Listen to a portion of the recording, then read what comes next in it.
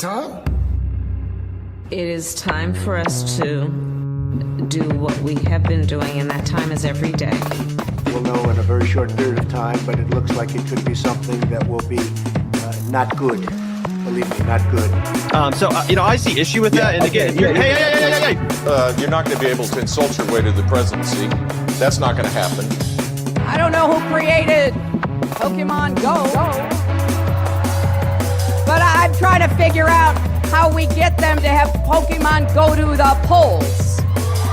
I'm Ted Cruz, and my pronoun is kiss my ass.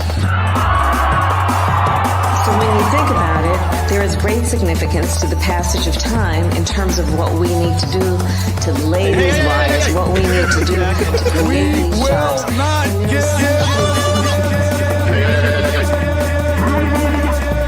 America is a nation that can be defined in a single word. I was going to put Not good. Believe me, not good.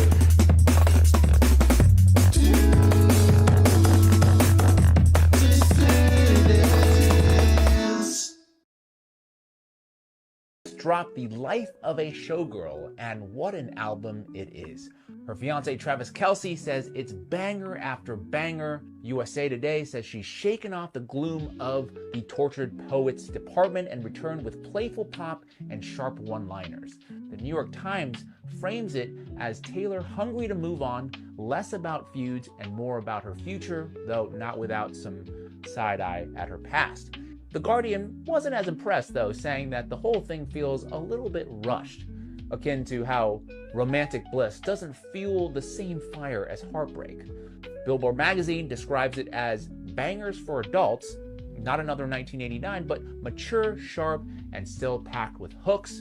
Variety says the love songs here feel easy for once, not battle-tested, which makes the album an uncomplicated good time.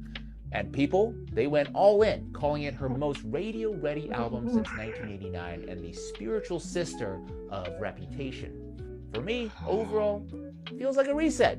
Is it her best album? No. But is it entertaining, a little messy, and guaranteed to get people talking? Absolutely. Hello, dissidents. Welcome, one and all, to a Sunday evening edition of the Do Dissidents podcast. Keaton Weiss here with Russell Dobular. Hello. That was the great James Lee. Really funny stuff there. He's killing it, man. James Lee is covering the most important stories of our era. Along with, you went mute? Well, no, my kids rushed in. It's not their fault. We had a complete, almost an entire technical breakdown on my end before the show started. So I didn't realize how little time I had left to come in because on my end, everything froze. Like the music kept playing, which I have on in the background to like let me know. But then I come in and my screen is like frozen at like 3 minutes and 10 seconds on the countdown. So I'm like, oh, shit. When's the show starting? Because it wasn't showing on my end. Everything was just frozen. Everything. Like my camera was frozen. I'm like, am I going to have to exit and come back in? So yeah. So it was a very chaotic moment. So it wasn't the boys' fault. They didn't know it was showtime. Look, man, if I had unruly kids like that, I would have a recording of Ben Gavir ready to go. Just start playing that shit when they get out of control, man. Yeah. This was, I didn't have to do that this time. It was not their fault. We did not, it was not clear when the show was to begin. I was thinking I'm going to have to exit, come back in, and you're going to have to vamp for like 5 minutes. I thought I was going to have to restart my computer. So luckily that did not happen. Everything fell into place right at the last moment. But yes, that was the great James Lee. I thought it was really funny. So go check out James Lee on Twitter, TikTok. He's got a YouTube channel as well. That was very clever. A good way to cover the Taylor Swift album. He's doing great stuff. Yes. Yep. Yeah, absolutely. Very, very good stuff by Mr. James Lee. All right, we got a great crowd in here tonight. 1,063 to start things off, 492. Filing in over on Rumble. Jake is here. Jake is now 3-0. Jake the Skinhead. We call him Skinhead Jake. Yes. He's now 3-0 against the COVID virus. This was his third time getting it. He beat it every time. 3-0. Undefeated. Clearly he's having gay sex. Yeah, right. Yeah, having gay sex in a K-hole. Probably. lifestyle. That's what that is. It's the lifestyle. It's the lifestyle. But he keeps winning. He keeps winning. He is the road runner to COVID's Wile E. Coyote. All right. He's like Tom Hanks in Philadelphia. Yeah, right. Yeah, exactly. Still kicking. Yeah. Oh, boy. We're up to 1150. Please smash that like button. Please smash that follow button. And over on Rumble, and that subscribe button over here on YouTube. Getting close to 120,000 subscribers. Tonight is Sunday, so we will be going over to Rumble for the Q&A after the show. So make sure you stay tuned for that. Let's get started with some peace talk. All right. Looks like they're going to give peace a chance. That's what everybody's hoping for. But why? Why now? Certainly not because Netanyahu wants peace. We have a lot of developments, a lot of rumors.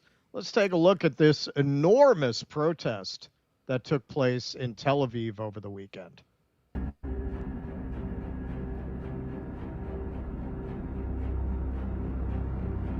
Protesters in Tel Aviv took to the streets on Saturday, urging the government to seal the deal and end the war on Gaza and bring all the hostages home.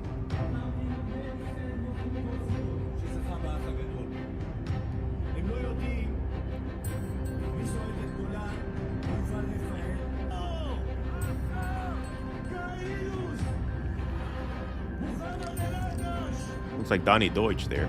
Some Israeli protesters expressed worry about Israeli PM Benjamin Netanyahu, saying that he could sabotage the deal, as he did before, but also expressed hope that this time the deal will pass.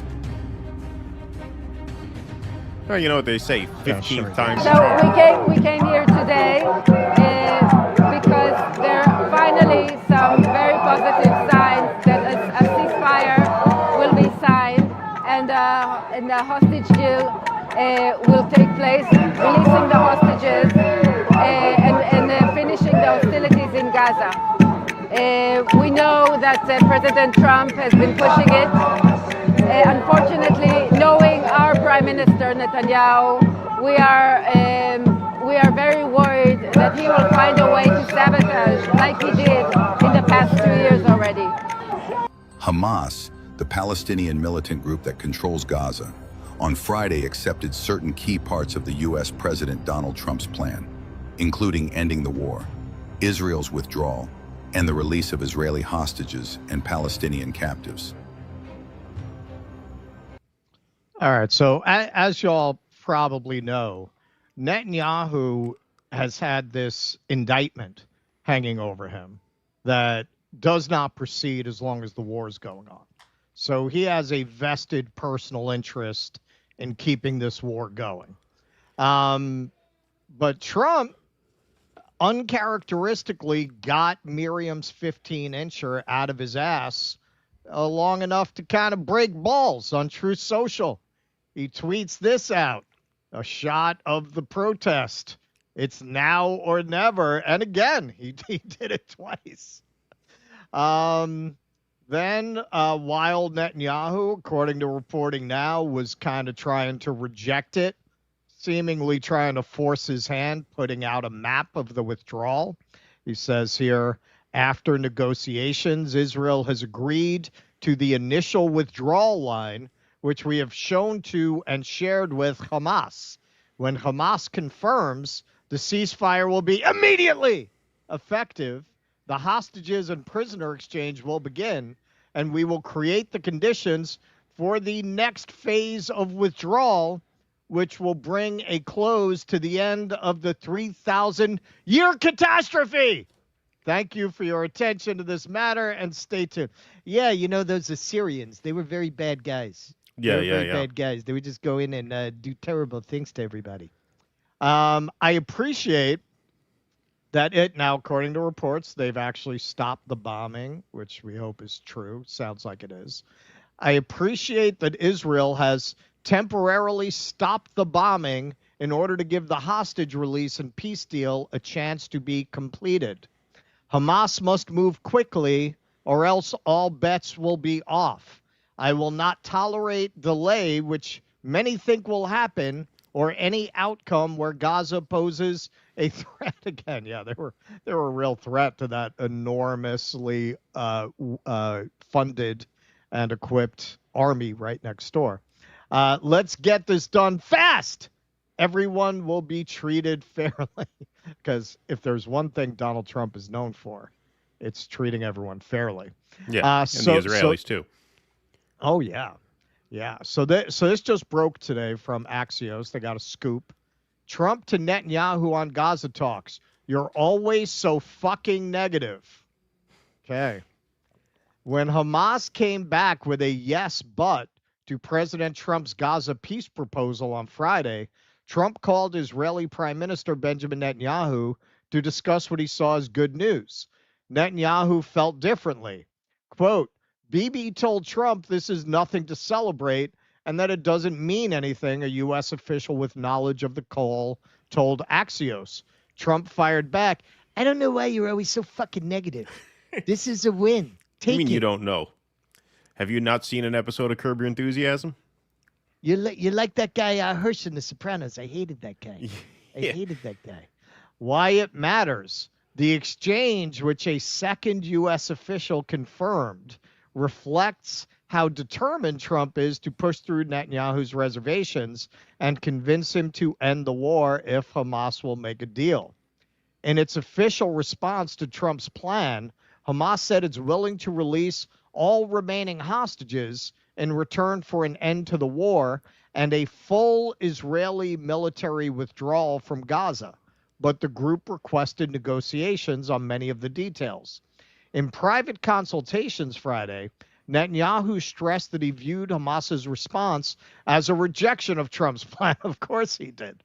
Well, clearly we have to keep bombing, right? He said they bombed for a while after Trump initially tweeted, and then they stopped. I know. Yeah, now they seem to have stopped. Yeah, now they've stopped. Literally like today. He said he wanted to coordinate with the U.S. on its response to avoid a narrative that Hamas had answered positively, an Israeli official told Axios. I mean, this gives you a lot of insight into how they operate, how they think. This is why they're constantly fucking lying, because this is how they think about things. Okay, how do we spin this to justify genocide? Guys, workshop some ideas. Trump's mood was very different. He had been concerned that Hamas would reject the plan outright and saw the actual response as an opening for a deal, a senior U.S. official said. When Trump called Netanyahu, the Israeli prime minister's tepid reaction wasn't what he'd expected, the two U.S. officials said. I have no idea why that would be. That's exactly what I would expect, and I've never met the man, just watching from a distance. Hence Trump's fiery response. Trump also discussed the call in a brief interview with Axios on Saturday, saying he told Netanyahu this was his chance for victory and that eventually Netanyahu had gotten on board. Quote, he was fine with it.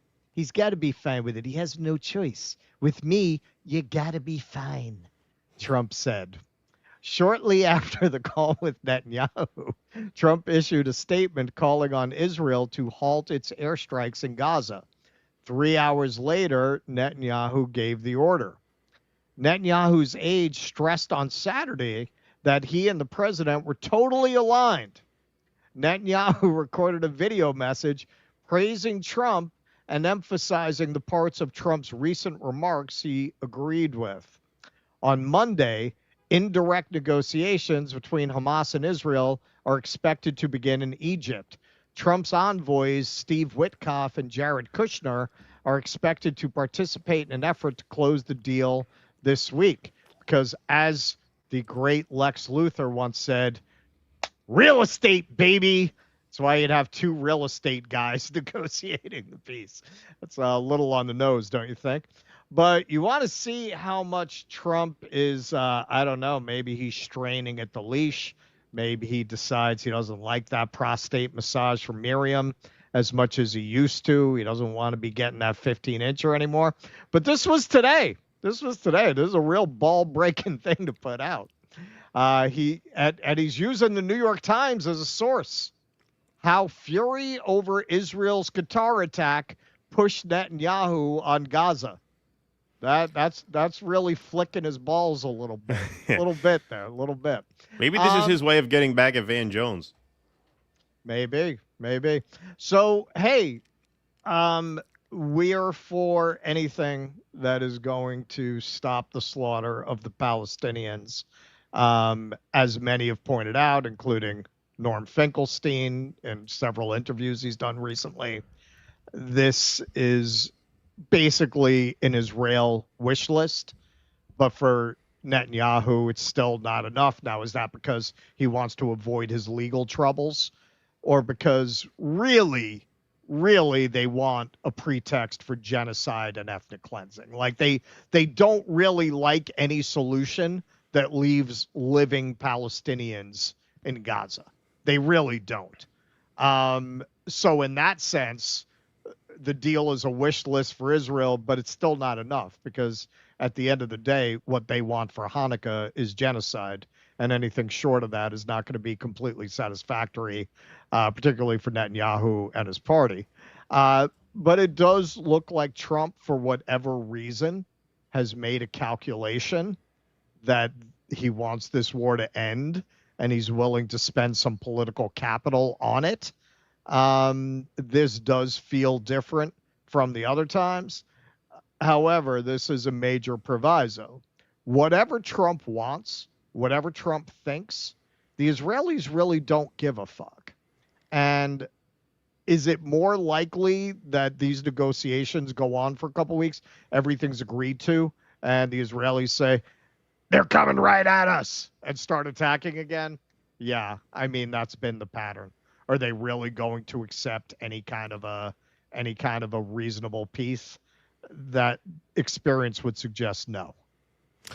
Yeah, and as far as Netanyahu goes, it's both. He both wants to save face because he's standing trial, and yes, I mean, it's been a long-standing goal of Israel to cleanse all of Palestine and claim it for themselves. So it's not a surprise that it's not enough for Israel, but it's also not a surprise that it is, as you mentioned, pretty much a wish list for Israel. This was the only way this was going to go. Right. It's the only way this was going to go. And I knew this on October 9th, which is why I said it in our first broadcast after October 7th. So if I knew that, I know a lot of people knew that. And,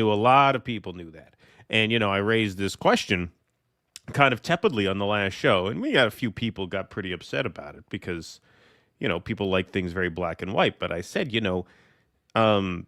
if I knew how this was going to go, don't you think Hamas leadership knew how this was going to go? So if we're supposing that Israel knew October 7th was coming and they let it happen anyway because they knew it would be a pretext for genocide, then why is it a stretch to assume that Hamas leadership, most of whom, by the way, do not live in Gaza, anticipated that this was going to go this way as well? That seems like a totally fair and reasonable question to ask, and it seems even more fair and reasonable to ask now. And like I said, I do not say this to pass judgment on the Palestinians. I'm for whatever stops this bloodshed now, because I knew that it was inevitable that Israel was going to win the war. There was just really no doubt in my mind about that. I said there's not going to be Gaza much longer. That's what I said on October 9th. 2023. But, this whole idea that Israel propped up Hamas and considered it an asset, this is not like conspiracy theory based on rumor and hearsay. This is based on like documented quotes from like high-ranking Israelis. Bezalel Smotrich said in 2015 in an interview on Israeli TV that the Palestinian Authority is a burden and Hamas is an asset. So it's well known that the Israeli higher-ups feel this way. Right. And so you have to ask, okay, well, how did the Hamas leadership feel about the fact that these high-ranking Israelis felt this way? And was this not all predetermined to a certain extent? I think that's a completely fair question to ask. And so the way this plays out is the way I anticipated it would play out. But I also anticipated that Israel would want more because they always do. And so your point is a very fair one as well. Just because we have this agreements. I mean, we've had agreements before, and what Israel does is they make agreements and they break them, and they take more and more and more. So who's to say that won't happen again? Right. Unless Trump is prepared to say we're cutting off weapons and aid, they don't give a shit. Why would they? Right. What is the consequence of not going along? They'll just find a pretext. And then just like Netanyahu right now, based on that article, is trying to save face by saying, no, me and Trump are like this. We're in lockstep. We're in total agreement. Trump will do that. If they pull that, he'll say, yeah, no, it's terrible. Hamas, they're animals. They just wouldn't accept peace. This is the thing. Israel always holds the cards in that sense because they are used to just being able to blame the Palestinians. This predates Hamas. They're used to being able to blame the Palestinians, whoever they are, for, going back on certain deals and not being a partner in peace. And, they make us do this to this is a line as old as the Israeli state. And so even back before the formalization of an Israeli state. So, yeah, there's no guarantee that this holds. But this is, I think, the first time we've seen Trump kind of outwardly troll Netanyahu in this way. By posting pictures of the protests and the times. Yeah, he's never done that. Yeah, this is his strongest play so far, and so we will hope for the best. What that tells you is Trump is genuinely trying, and he's willing to openly show how much he hates this guy. Mm-hmm. But in the end, do the Israelis care? Not really. Like you have to convince them that there's going to be a consequence. And nothing so far demonstrates that Trump's going to do that. Right. And on that note, I should say, if I could appeal to Donald Trump, I know we don't see eye to eye on everything. And I know that I don't know, but I have strong suspicions, as do anybody with their head on straight, that Israel has something on you, that you're compromised by Israel in some way. And I will tell you... That's what the pig man seems to think. Yeah. I will tell you, as someone who's not a fan of Trump, I will say that the world will forgive Donald Trump 1,000 times over for whatever he did that Israel has on him if he tells these people to go fuck themselves. Right? Like, whatever he did, whether it's Epstein-related or finance-related or whatever crime you committed that they know you committed and that they're using as leverage over you. You will be forgiven for those crimes, whatever they are, 1,000 times over. If you tell Netanyahu, go fuck yourself, we're stopping this anyway, put your cards on the table. The world will forgive you because this is much more important than any personal misgivings of Donald Trump. So I know Donald Trump doesn't listen to me. We're not the Benny Johnson show. We don't have him on speed dial.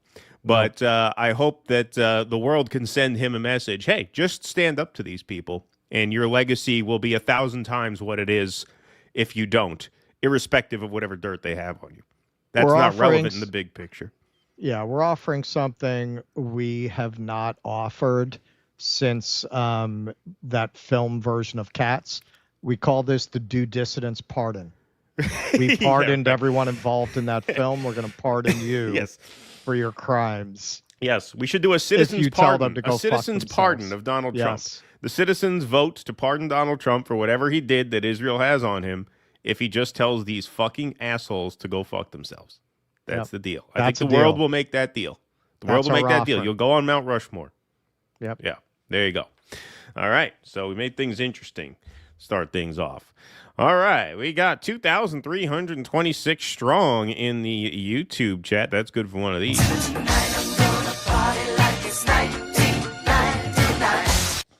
All right. Let's go to some super chats. Michael Castillo said, did you hear Greta was dragged by her hair and forced to kiss the Israeli flag? What sick, evil people they are. Yes, we did hear that. I think we're covering that, right?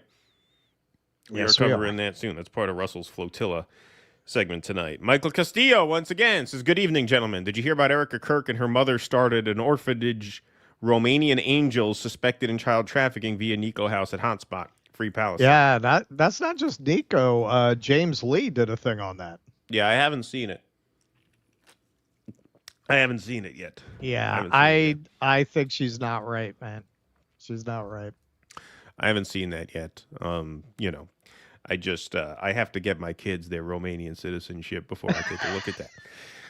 So yeah, I'm not available to comment on that at the moment.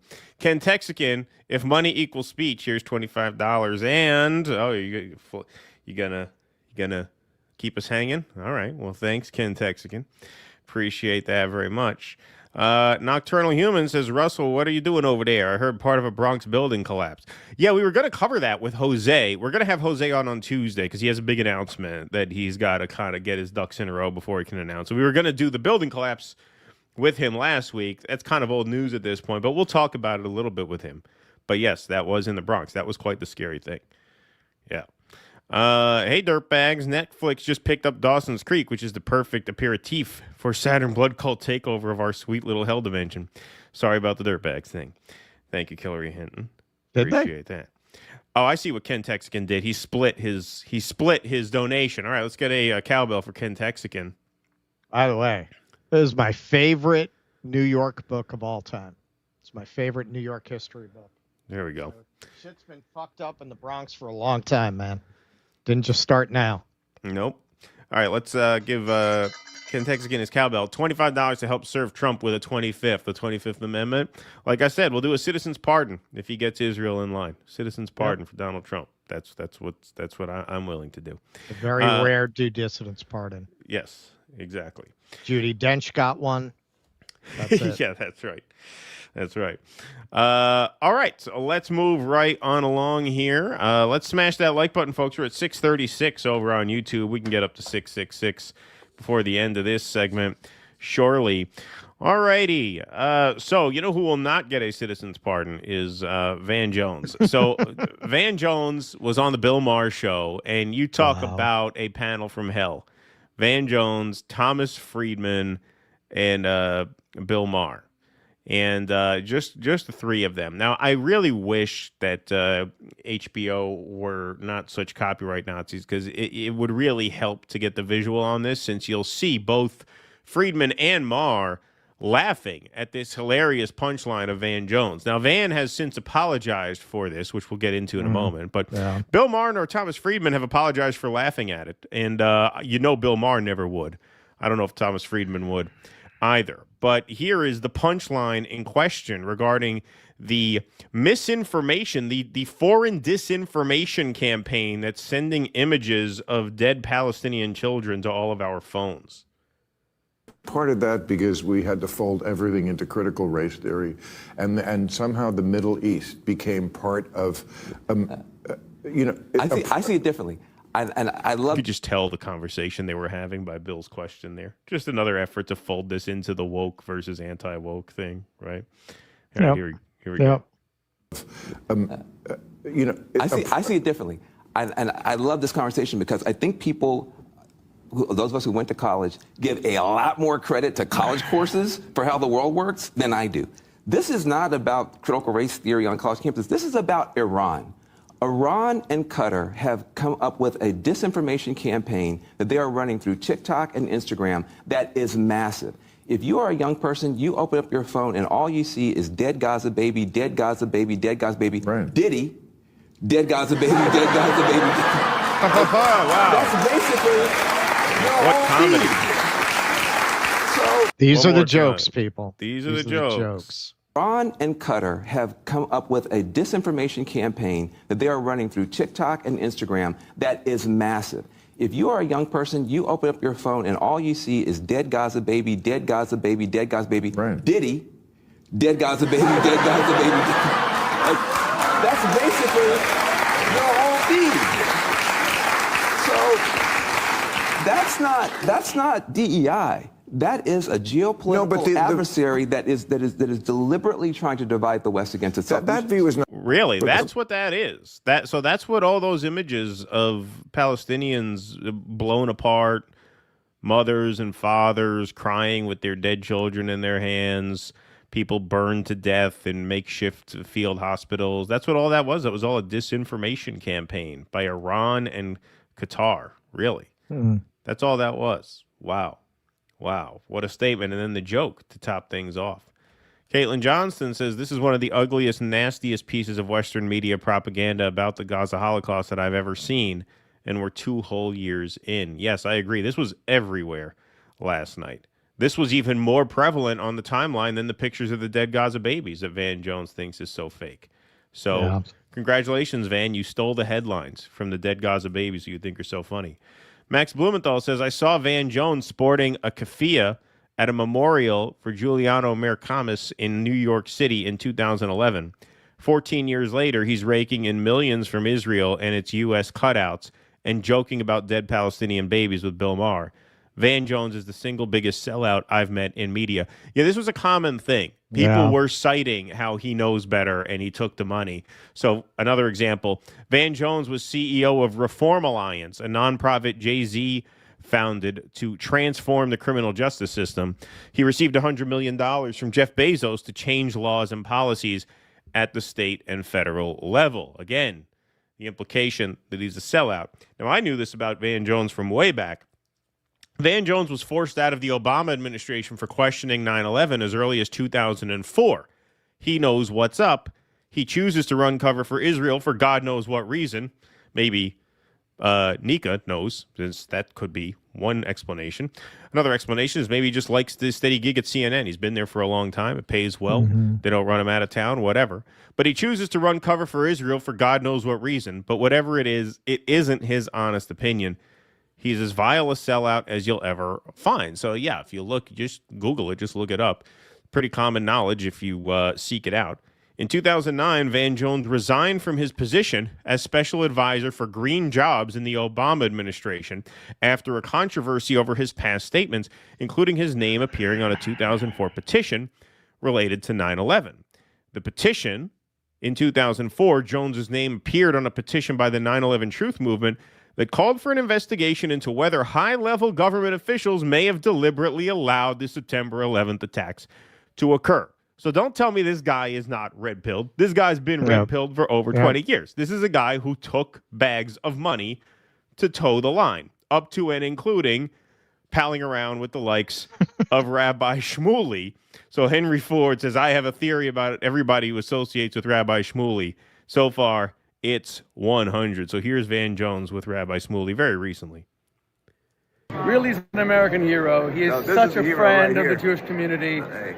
He wears that pin on CNN. What I love about Van is that he makes so much sense, and he's so candid. And of course, we don't have to agree on everything. But the love that you have shown our community, and the love that your community has shown my community for 100 years is where the sentence starts.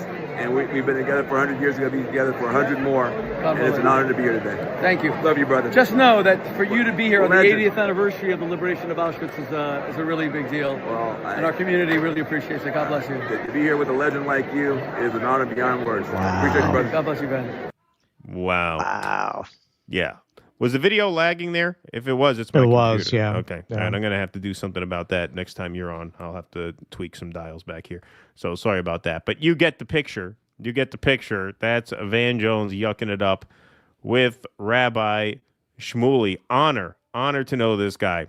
So the pile-on was so severe that Van Jones says, yeah, I messed up on this one, and I'm sorry. I was trying to raise awareness about foreign adversaries creating chaos online. Oh, yeah.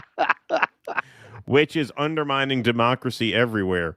But what I said was easily misunderstood, and the way I said it was flat out insensitive. Babies are dying every day in Gaza. Yeah. Nobody should dispute that fact or make light of it in any way. To the people living in fear and burying family members every day of all ages, I apologize. Oh, well, that's very nice of you. Very nice of you, Van Jones. So Sam Husseini says, nah, people understood you plenty well. I remember Van Jones ducking me at a media conference many years ago. We had exchanged emails, and I was being casually friendly. He was totally arm's length. He knew his trajectory even then. Revolutionary Blackout, Nick Cruz, our friend Nick, says, Van Jones, I get it. We all been there. Who haven't joked about dead babies while trying to manufacturing war against the enemies of our ruling class? Simple mistake, really. There you go. No sweat. Sana Saeed said, you didn't mess up at all.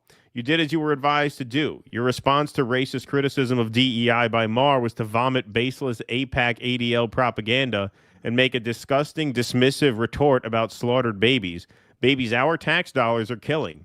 And you think we shouldn't see the people we kill. You think to see the people we help slaughter is foreign propaganda? So Van Jones put out a more formal apology an hour after his first one. This was 1:47 a.m. He was up late over this. I made a comment on Real Time with Bill Maher about the war in Gaza that was insensitive and hurtful. I apologize. The suffering of the people in Gaza, especially the children, is not a punchline. I'm deeply sorry it came across that way. What's happening to children in Gaza is heartbreaking. Notice he still won't say who's doing it to them. As a father, I can't begin to imagine the pain their parents are enduring, unable to protect their kids from unimaginable harm. I'm praying and working for an immediate end to this war. Oh, really? Really? Praying and working for an immediate end to this war. That's what this looked like here. Really, he's an American hero. It looked like you're deep in prayer with Rabbi Shmuley, trying to figure out an immediate end to this war. And for peace and safety for every family caught in its path. I'm truly sorry for the pain my words caused to people who are already suffering more than anyone should. Still paying off the boat, people. Still paying off the boat. Exactly. 14 more months, and I'll be able to tell the truth again. Janine Eunice says, I preferred the three of you laughing like the villains you are because it was honest, in contrast to a fake apology when you've been shilling for Israel's slaughter of the Palestinian people and wear a yellow ribbon to make clear, as though it wasn't already, that you only care about Israelis. Yeah, don't forget, he was at the March for Israel. He went to the March for Israel. Oh, yeah. Right, he was a speaker. Yep. Right away. He was a speaker there. He got booed there because he tried to both sides it there, right? Yep. And they booed him. And yet he still has been just one of the most vile propagandists for this genocide, going as far as to really smear a lot of the protesters, both in L.A. at that synagogue event there when they were protesting the sale of homes in the West Bank, and just all throughout this. And what makes it especially offensive is what a lot of people realized, what Max realized, what Nika realized, and what I knew about Van Jones for a while, is that he comes out of progressive activism. That's what he was. Well, left activism. A long time. Yeah, exactly. Like, he was, as far as we could tell, a real deal guy who clearly just took the money and has not looked back since or given it a second thought since. I think it's easy when you get in these circles and you're surrounded by people who also have no morals to just set that aside, man. Like, what, the road to hell. Like, you probably don't sell out all at once. It's a little bit, and it's a little bit, and it's a little bit. And then you just become part of that whole green room culture. And who's going to say anything about it? The only reason he came out with these statements is because what he did here was so over the line and grotesque that it jeopardizes his brand. Right. Van Jones is paid to sell his skin in order to give cover to imperialists and our elites. That's his job on CNN, to sell black credibility to their agenda and to cry. He can cry on cue, right? They don't have an AI sophisticated enough yet to do what he does, so you still need an actual person. How do you live with yourself when you, as you pointed out, he definitely knows better. Like, is the money that sweet? Is it that important? We were talking about this morning. For me or you or any normal person, I'm sure there's a lot of zeros in Van Jones's bank account, like 7 or 8 or 9. Normal person would fucking be like, why do I need to humiliate myself? Right? These are sick people. And one thing, man, not to digress too much, but seeing Thomas Friedman there, who, Taibbi in his pre-moral lobotomy days kind of used as his comic foil, did some of his best stuff attacking Thomas Friedman. And, that's another example of somebody, we don't know what it is. We don't know what it is. I'm sure if this had happened even 5 years ago, there would have been a great Taibbi piece about that. Now we're going to get another thing about how they wronged Tulsi or some shit. Like, a lot of people, for a lot of different reasons, we don't know what it is. Is it always money? Is it compromise? Is it fear of professional injury? Is it promise to get revenge on your enemies?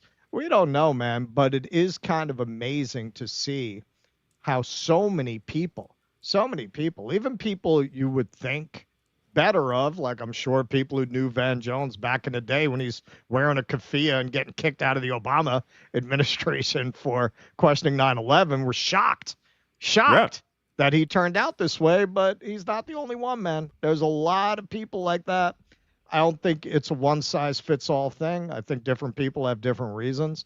Whatever your reasons are, it is shocking when you see people do this kind of about face who clearly know better. You have people who are just morons, like we saw that. Yeah, well, of course, yeah. We saw that interview with James Lee and what's her name, Jillian Michaels. Oh yeah, Jillian Michaels. Where he brought up the funding of Hamas, and she was like, "I don't know anything about that." Right. And she's clearly just a fucking moron. Right. Like, there's no excuse for ignorance, but it's more forgivable than whatever the hell Van Jones is.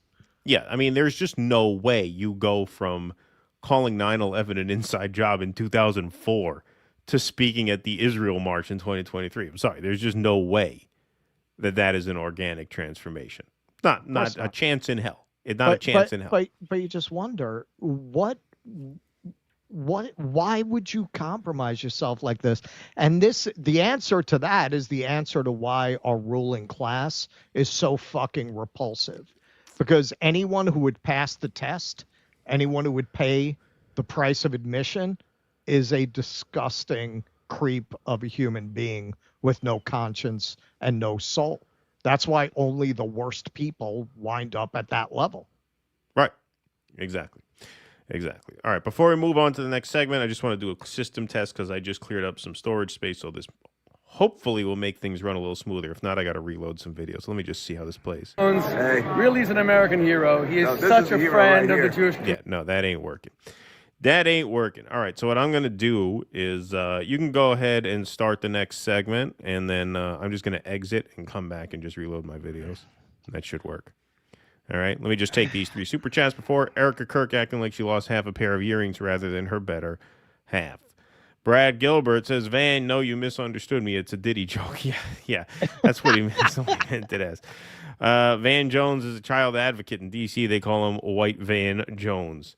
Thank you, Susan Jacob. Appreciate that. All right, you could start the next piece. I'm going to exit and have to come back in so these videos work right. I'll be right back. Okey-doke. Okay, so we've had a lot of developments with the flotilla over the last couple of days. This is a very touching video of the moment that the Meccano made history by becoming the first ship to break Israel's blockade of Gaza since 2009. I think they got 7 miles from the shore. So here's people from the shore thanking God when they see the ship. Allahu Akbar, Allahu Akbar, labbu an-nida. Allahu Akbar, Allahu Akbar, Allahu Akbar. جاءت من أجل هؤلاء الأطفال الذين ينتظرون هذه السفن. Another very touching moment here. The flotilla didn't get through, but by a small miracle, the distraction of the boats on the IOF, it gave the Palestinians enough time to fish. Yes, that is correct. Palestinians are not allowed to fish in their own waters without being shot. So this is a small victory. And here's a little video of that. محمد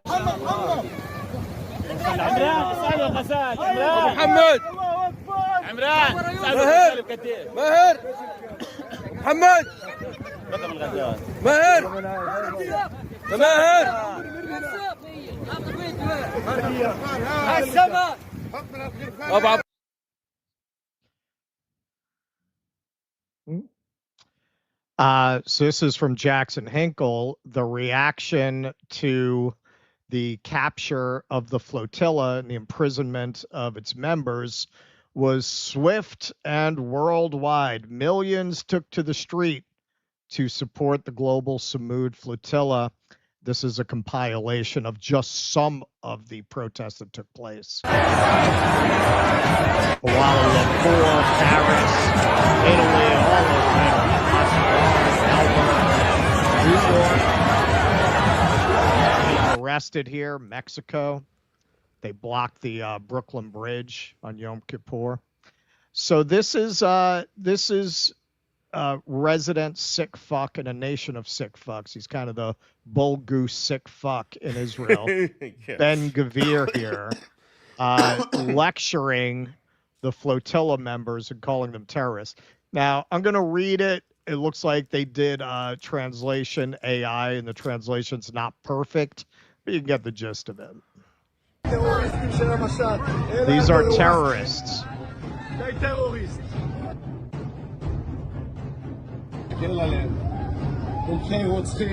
Because they're murderers, by the way. Their ships were found completely frozen. They didn't really come to help.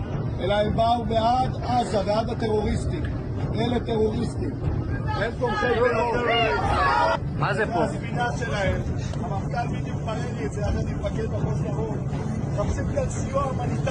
They're holding humanitarian aid here. There's one cargo container. I don't see anything here. There was one cargo container here.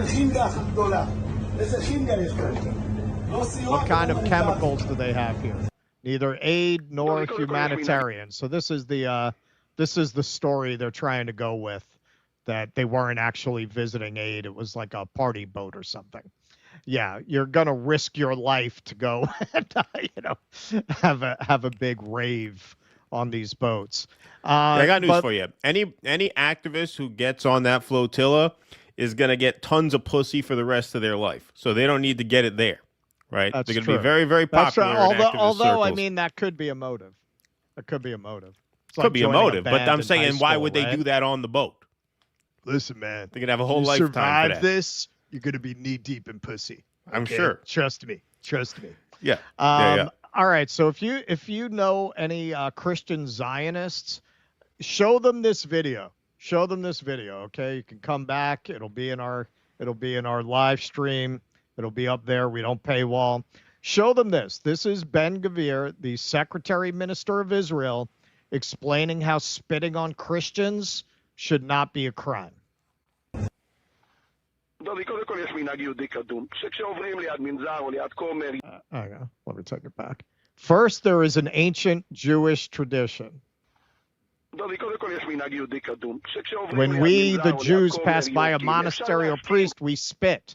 We can agree or disagree, but when we spit on the priest or the church, I do not think this expresses any violation.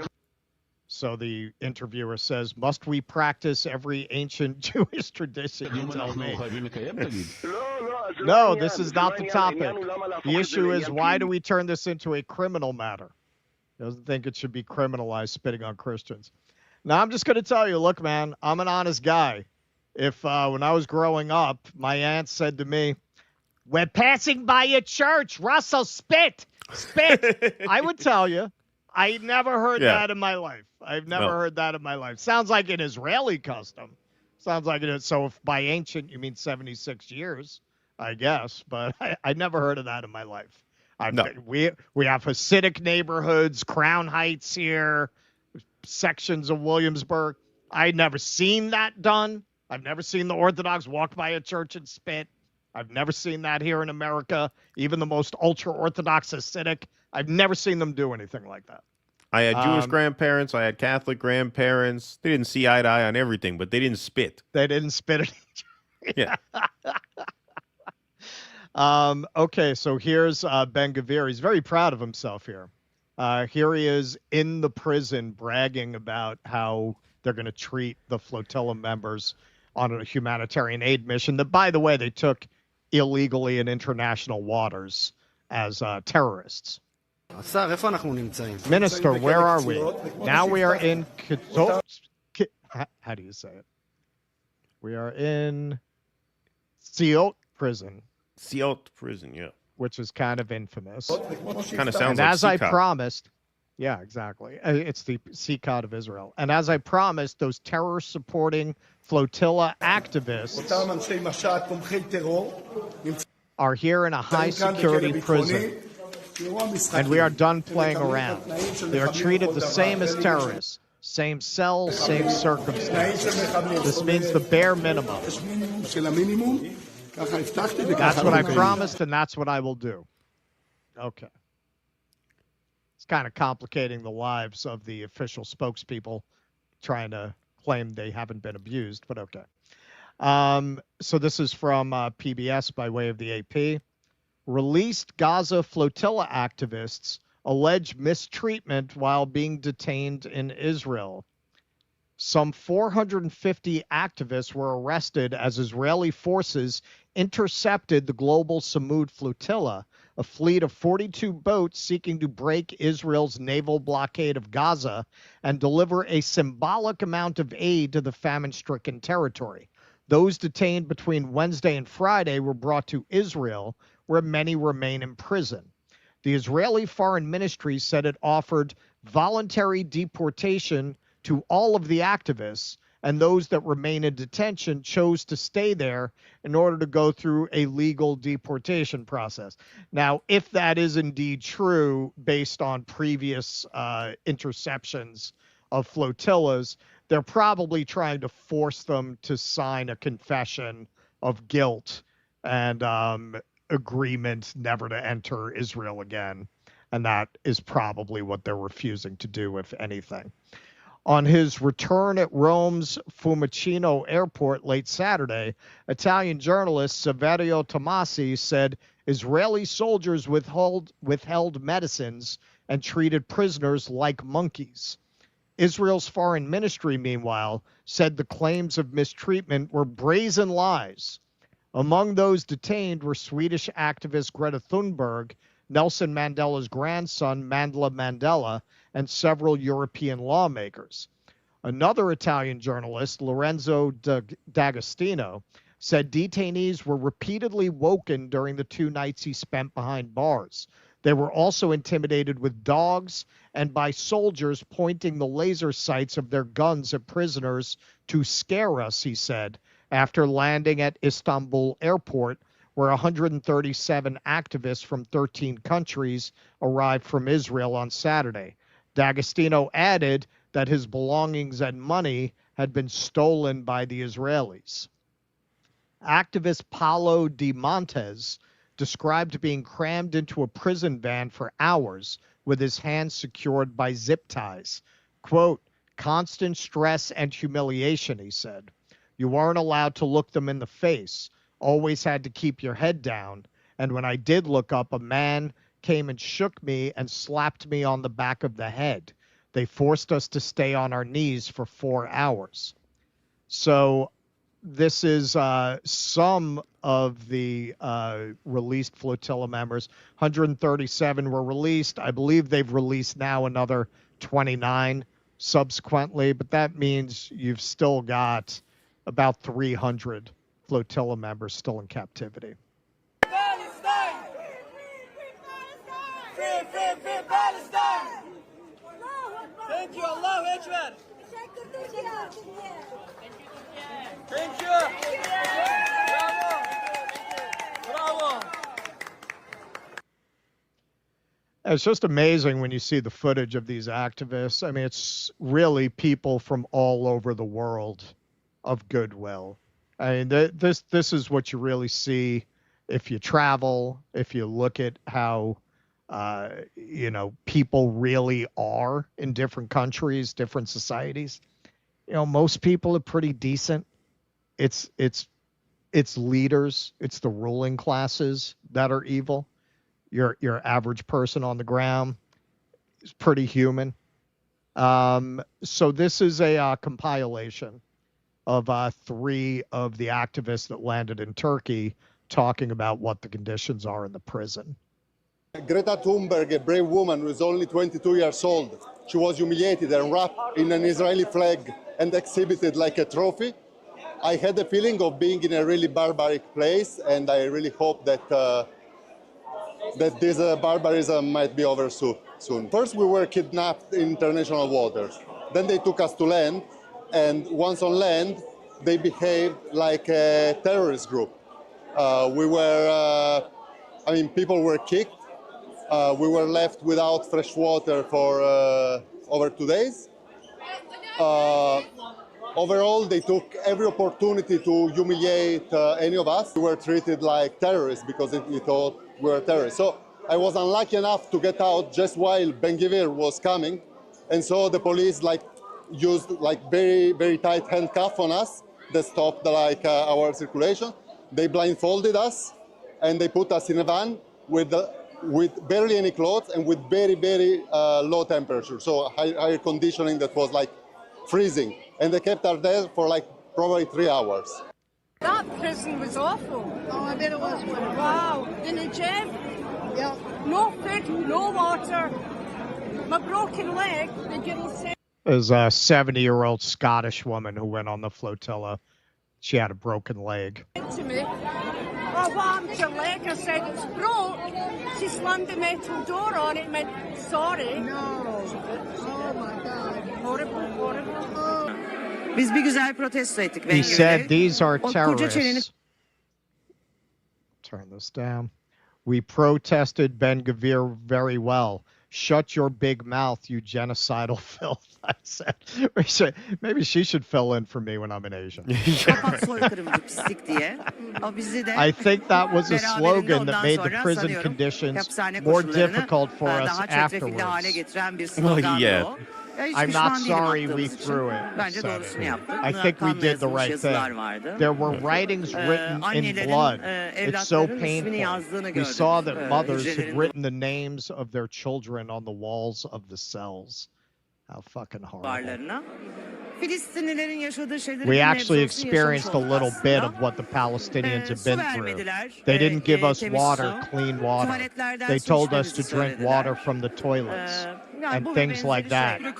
Were you left hungry? Of course. We didn't eat for about 36 to 40 hours. It's kind of wild, but... Okay. All right. So it's torture, basically. Yeah, these stories are very consistent. Yeah. Multiple people tell the same stories about them waking them every 2 hours so that they couldn't get proper sleep, of drinking the toilet water. Several of them have told this story. Being put in freezing air conditioning. Several of them have told the same story. So yeah, I mean, of course they tortured them. What did you expect? So this is what the foreign ministry responded. The claims regarding the mistreatment of Greta Thunberg, we'll get into that in more detail, and other detainees from the Hamas Samud flotilla, as they're calling it, are brazen lies.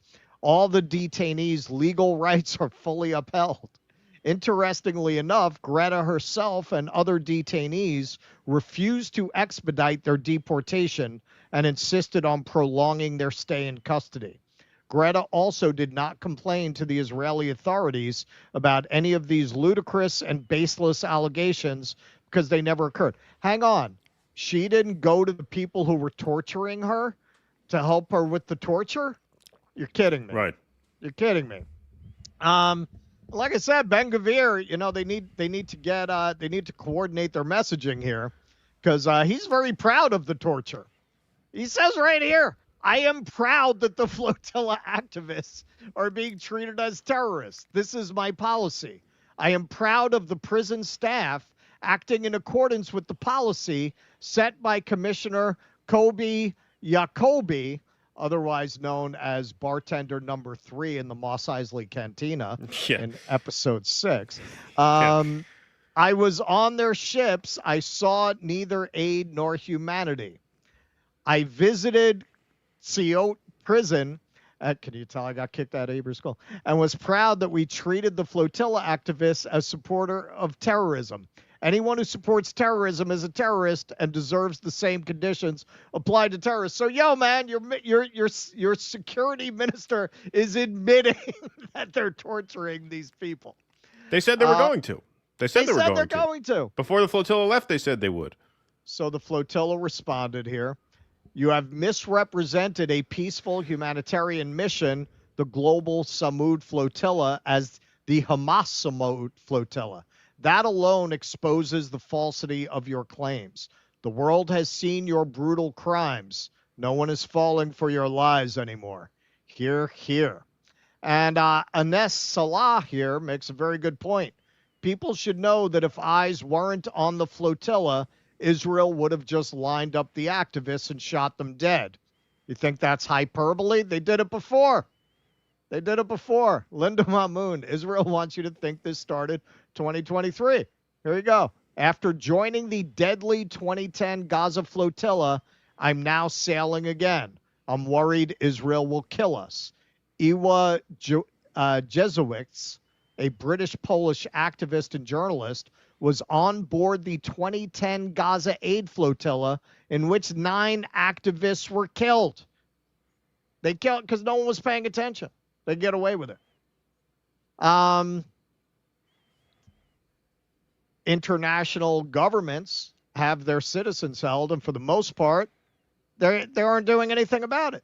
What is that? What did everybody go to the island? Macron, Yeah. They might have pictures of his wife's dick. We don't know. Yeah, we don't know. Israel has deny. kidnapped. Yeah, maybe. Israel has kidnapped 4 French elected officials in international waters, including MEPs Rima Hassan and Emma Farrow. Their crime? Bringing baby formula to starving children in Gaza. They are still illegally languishing in Israeli dungeons, and not a peep from Macron. They are not among the release. You have French members of government being held. Where's Macron? If any other country did this, can you imagine? Of course. Can you imagine if Malaysia were holding a bunch of French politicians? They'd go berserk. And we're no exception, right? You hear Trump saying anything about this? I thought America first, right? Yeah. 23 American citizens are still being held in Israeli prisons. There's a little video about that. Wild, but 23 Americans are currently being held by the Israeli regime, kidnapped off the flotilla. Are you surprised that they're holding on to Americans? No, not at all, because Israel knows that it can do whatever it wants to our government and in spite of our government. And it has shown since the days of the USS Liberty that it does not care what it does to our citizens, because our government doesn't care enough to rescue its citizens against its main partner in genocide. Yep. So now, why does America not get involved in this? Well, DropSite just dropped this a couple days ago. Definitely check it out. They've been doing some good work. Larry Ellison vetted Marco Rubio for fealty to Israel. Hacked emails reveal. Okay. All right. So normally it would be the State Department that would be making diplomatic efforts to get American citizens released from captivity who have been illegally imprisoned as part of a humanitarian mission taken illegally in international waters. Marco Rubio's not going to do that. That's your fucking president. That's your president, not Donald Trump. Your president's Larry Ellison. That's why America's not going to do anything about it. And I'm sure there's some equivalent there in France and so on. That's why these countries won't do anything for their citizens. Abby Martin here tweeted out, a new flotilla of 11 ships is now sailing to Gaza. Without big names aboard, they're more vulnerable. Keep eyes on them. Absolutely. Absolutely. We don't want to not pay attention to this because Greta Thunberg's not on the boat, because we know the Israelis. They'll take that as an opportunity to blow these people out of the water. So here's a video they put out. It looks like this flotilla is stacked with a lot of journalists and medical professionals. A lot of people from Doctors Without Borders on these ships. Well, Israel doesn't hurt journalists. We know that. Oh, yeah. Conscience on our way to Gaza. We woke up this morning to find that one of our colleagues from MSF has been killed in Gaza. Omar Hayek is his name, and he will not be forgotten by us. Neither will the 13 who were killed before him be forgotten. We are bringing aid and hope and courage to our colleagues who remain in Gaza. We, the healthcare workers, on board the Conscience, demand the world to give us safe passage as the Geneva Convention gave protection to all the healthcare workers of the world in whatever circumstances, even in Gaza when the genocide is raging on. So Israel, we can see in the way they're trying to manage the narrative here, the way they're trying to buy up media companies through their proxies like Larry Ellison, desperately struggling to stop conversation about what's happening in Gaza and to stop the momentum that's built up towards people seeing the truth of what Israel is, a genocidal ethno-state, an apartheid ethno-state. You can't get that toothpaste back in the tube, man. It's too late. These protests over the weekend, I think, are a big part of why we're looking for an explanation, why all of a sudden is Trump seemingly trying to get some distance from Netanyahu and spend some political capital to end this. I think these protests are getting so big and so global, it's starting to actually make the people at the top nervous. They see that they are losing control of the narrative and they've lost control of the population. Italy had 2 million people protesting. What, you think Ellison's going to buy TikTok and all of a sudden everyone's going to go back to, well, it's complicated. It's right. Nobody's buying that anymore. And this is where the mask of liberal democracy comes off, and you find out in the end you were living in fascism and you really didn't know it. This is how they behave when they lose control of the population. They become increasingly repressive. And if you think there's really a division between the liberal class and the MAGAs, Trump is there to do these things because they can't. It doesn't really accord with their image. I mean, they do. They cracked the Occupy Wall Street heads under Obama. We saw what was going on the college campuses under Biden. But you gotta put somebody in office who has explicitly run on fascism to really go to the level that Trump has gone to. They wanted somebody like that in power to do the things that Trump is doing.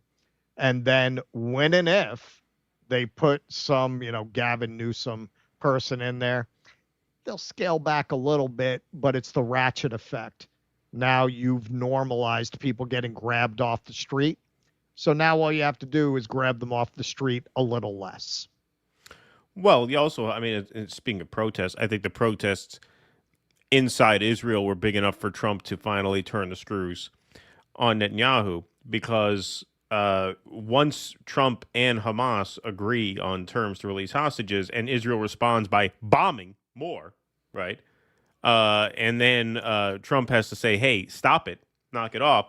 Well, that is as clear a signal as you could possibly send to your own people, your own Israeli people, that you as a government do not give a fuck about any of these hostages. So I think that is a major escalating point as well. And the global protests in response to the flotilla. I also think the treatment of the people on this flotilla is meant to deter future flotillas, because even though this flotilla did not make it to the Gaza shore, they penetrated Gaza waters for the first time since any flotilla in 16 years. And so they did make it quite a bit further than any flotilla has in the recent past. And because the Israeli Navy was out apprehending these ships, apprehending these vessels, rather, the Palestinians were able to fish their own waters for the first time in a long time. So they got some food anyway. And so that gives people the idea, hey, let's just send more and more boats as often as possible, And so as a deterrent, yeah, they're going to rough these people up who are part of this mission. And what are their governments going to do about it? That's the most pathetic thing. That's the most pathetic thing. But that's also a function of empire, right? I mean, if Israel is armed to the teeth with our backing, what is France next to Israel and the United States? What are these countries? What can they do? This is where the entire world becomes a prison when you have an out of control imperial power that's just willing to brutalize whoever gets in its way at all. Like, what are some of these countries supposed to do? What can they do at the end of the day when you're dealing with a state as vicious as Israel with the backing of a state as powerful as ours? It's an impossible situation to be in. It's a smaller world than you realize when you think of it that way, right? Well, I mean, obviously the answer is you cut off all trade and you make that country a pariah, which Israel would not survive 10 minutes. Well, that's going to happen. I mean, that's going to happen. But we're talking about in the immediate term. How do you get the people out? Right. Right. Right. Yeah. But no, I mean, that's going to happen. Obviously, that's on its way. But in the meantime, yeah, it's a desperate situation. Sorry, I didn't mean to cut you off. You have anything else? No, go ahead. Okay. All right, let's take some super chats because I know you got more. Vienticus Prime, everything's a scam, everything's a lie, everything's hypocrisy, and so I don't comply. Thank you. Bronx Comrade, thanks for giving me a laugh while you report on the shit show we have to witness. Thanks, Bronx Comrade. Eric Cusseau says Norm Finkelstein says the deal is designed to fail. Yeah, I don't doubt him on that. Ken Texican, all peace deals are designed to fail. From Israel's perspective. Trump's still jockeying for that Nobel Peace Prize. Happens this Friday. Yeah, I don't think that's going to happen. Well done, appeal to Trump, Keaton, and Trump should know the kids are all saying 14 is the new 18. Yeah, right. Yeah, exactly. Thank you. I should add that to the list. Okay. Speaking of Bronx building collapse, how about them Yankees? Yeah, man, what a nightmare. What a shit show. So much for my bread and circuses, right? I like this time of year because I get to watch baseball and it kind of distracts me from the horrors of the world a little bit. But, yeah, that was quite brutal today. Quite brutal. Thanks, Goo. Vienticus Prime, apparently Amazon just picked up all the James Bond films and are taking all the guns and women out of the images. Yeah, I know. I mean, they bought it. The Broccoli family wasn't going to sell. It was like the last privately owned franchise. Like Amazon couldn't do anything with it, and finally, everyone's got a price. Yeah, they got offered enough money. They finally sold it, and yeah, they took the gun. This is what I don't understand about this shit. Okay, so you ran the experiment of like taking characters like James Bond and updating them for modern audiences. And how many like bulletproof franchises do you have to light on fire to realize if you hate James Bond, don't buy James Bond? Like the people who like James Bond are not going to like that. And the people who don't like James Bond are probably not going to start watching James Bond because you took the guns out. Right. Like who is that for? Yes. It's Vito, another great show, my comrades. Cancer sucks, you guys rock. Thanks, Vito, for that $50 donation. Appreciate that. Thank you so much.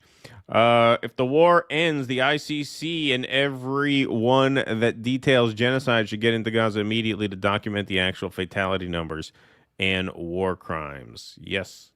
Vienticus Prime. I have yet to meet someone who both regularly reads legislation completely and also doesn't think Democrats and Republicans are different. So far, it's 100%. Thank you for that. Get Up King says, I would love to help Israel out by suggesting they use AI influencers to push their agenda. They will be cheaper and less in appearance. Yes, indeed. All right, let's see what we got over here on the YouTube side of things. Tenured Village Idiot says, theological question for men. If your boyfriend transitions to a woman, is that gay conversion therapy? Should the church canonize Tyler Robinson? Well, is he boyfriend? Oh, because of the conversion therapy. That's an interesting philosophical question. Mm-hmm. Jay Klein, maybe don't make so many dead Gazan babies. Yes, exactly. Yeah, that's an idea. Fat Kavir was too extreme for IOF. He knows terrorism. Well, he is a convicted terrorist. Like, he's a convicted criminal in Israel. That guy. And yet because... he is, right? For like actions in the occupied territory. Yeah. No, he's a convicted criminal. It's just the right flank of Israeli politics has so much power that he's in the government anyway. Because as we say over and over again, as difficult as it is to believe, Netanyahu is a centrist. He's a moderate by Israeli standards. Never forgive Trump, Keaton. You got more facial hair than Tuesday. Yeah, my facial hair grows ain't quick. I'll excuse this as your college kid phase. You're still a mention, a good dad. Thank you, Dorian. Anthony Penza says you guys should get some billboards advertising your Rumble show like Tim Pool has. Or do you need that Netanyahu money for something like that? Yeah, I would imagine those are quite expensive. Landrew, thanks for the $100. Appreciate that, Landrew. Greta and company heroes all. Palestine will be free from the river to the sea. Much love and many hugs to all. Free Palestine. Thank you, Landrew, so much. Landrew is dead. That is very kind of you, as always. Good sir. Appreciate that. All right, let's move right on along. Okay. Professional scum-sucking freak Lizzie Savetsky put out a video claiming that there's no actual aid on the Gaza flotilla boats. So let's see that video. Hi everyone, it is Lizzie Savetsky. I'm reporting to you live from Greta's flotilla where 44 boats were intercepted yesterday, allegedly bringing aid to Gaza. Let's go inside, I'll give you a tour. Margarita machine and some empty bottles. Let's go down. See, you know,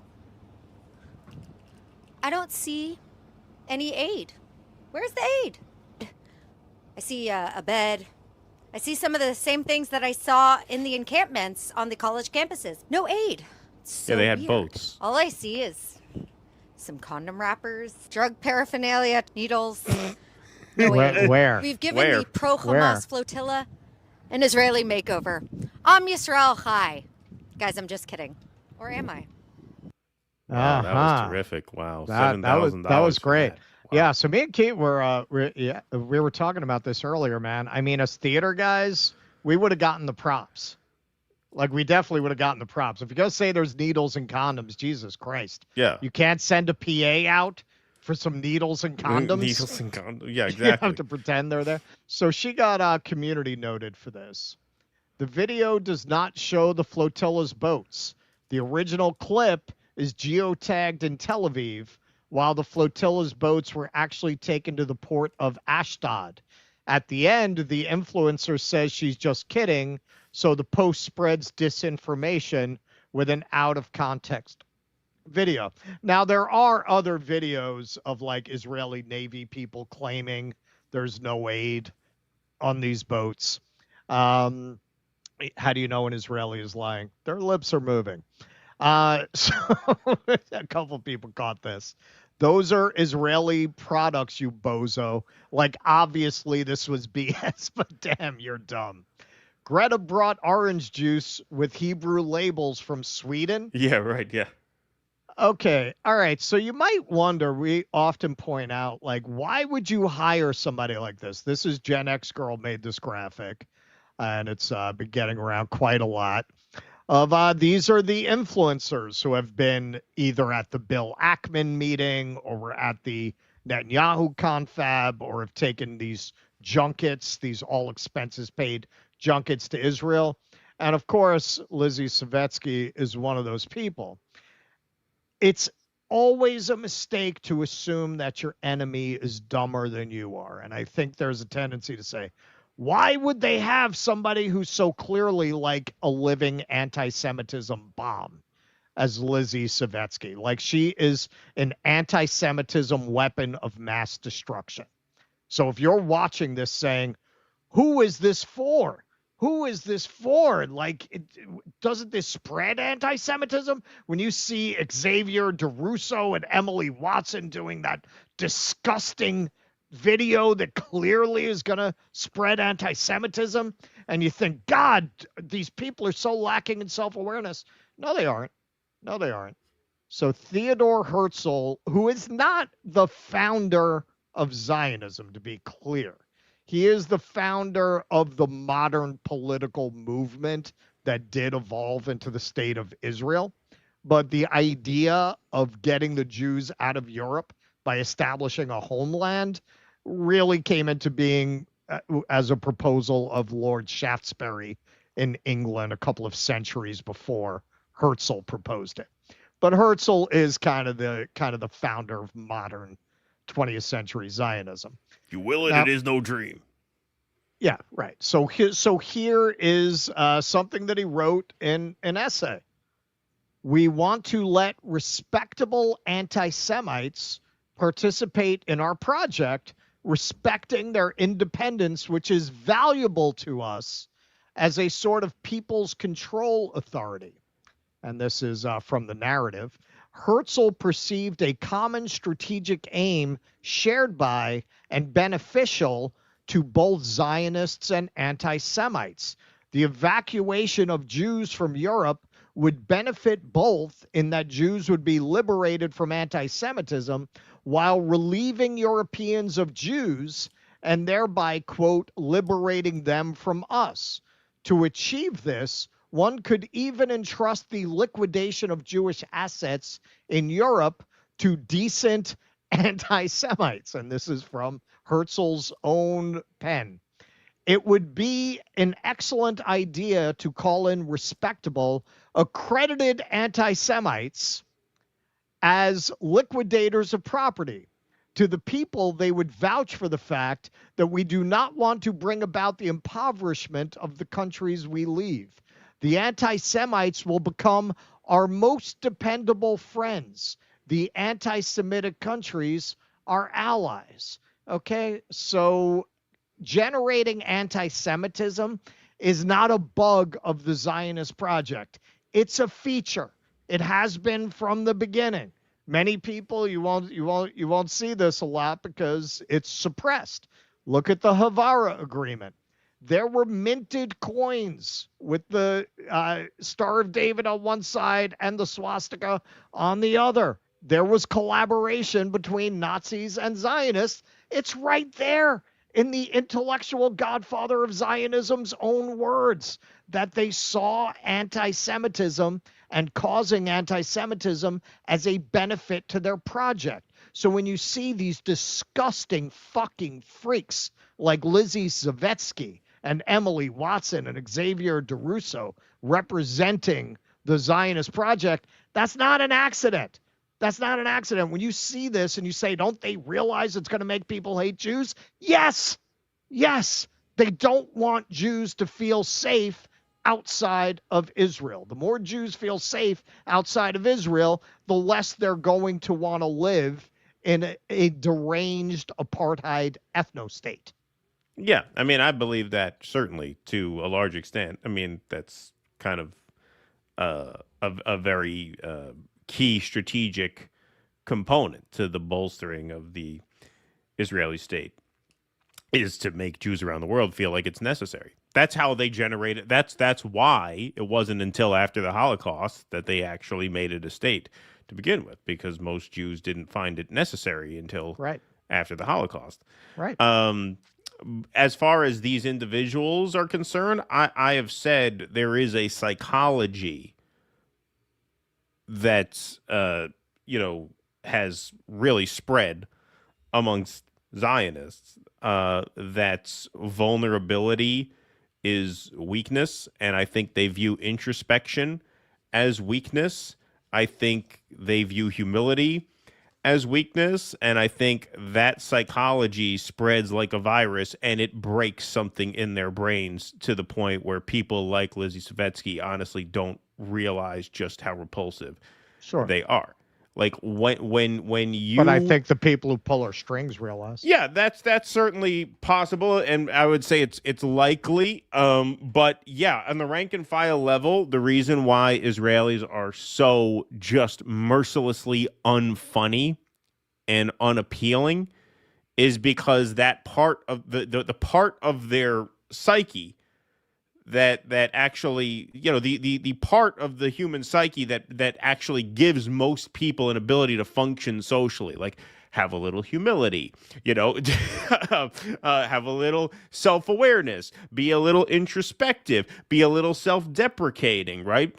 They don't have any of that. In fact, they have active scorn for all of those things. Right. So you just have a bunch of people who just don't know what it is to actually interact socially with other people.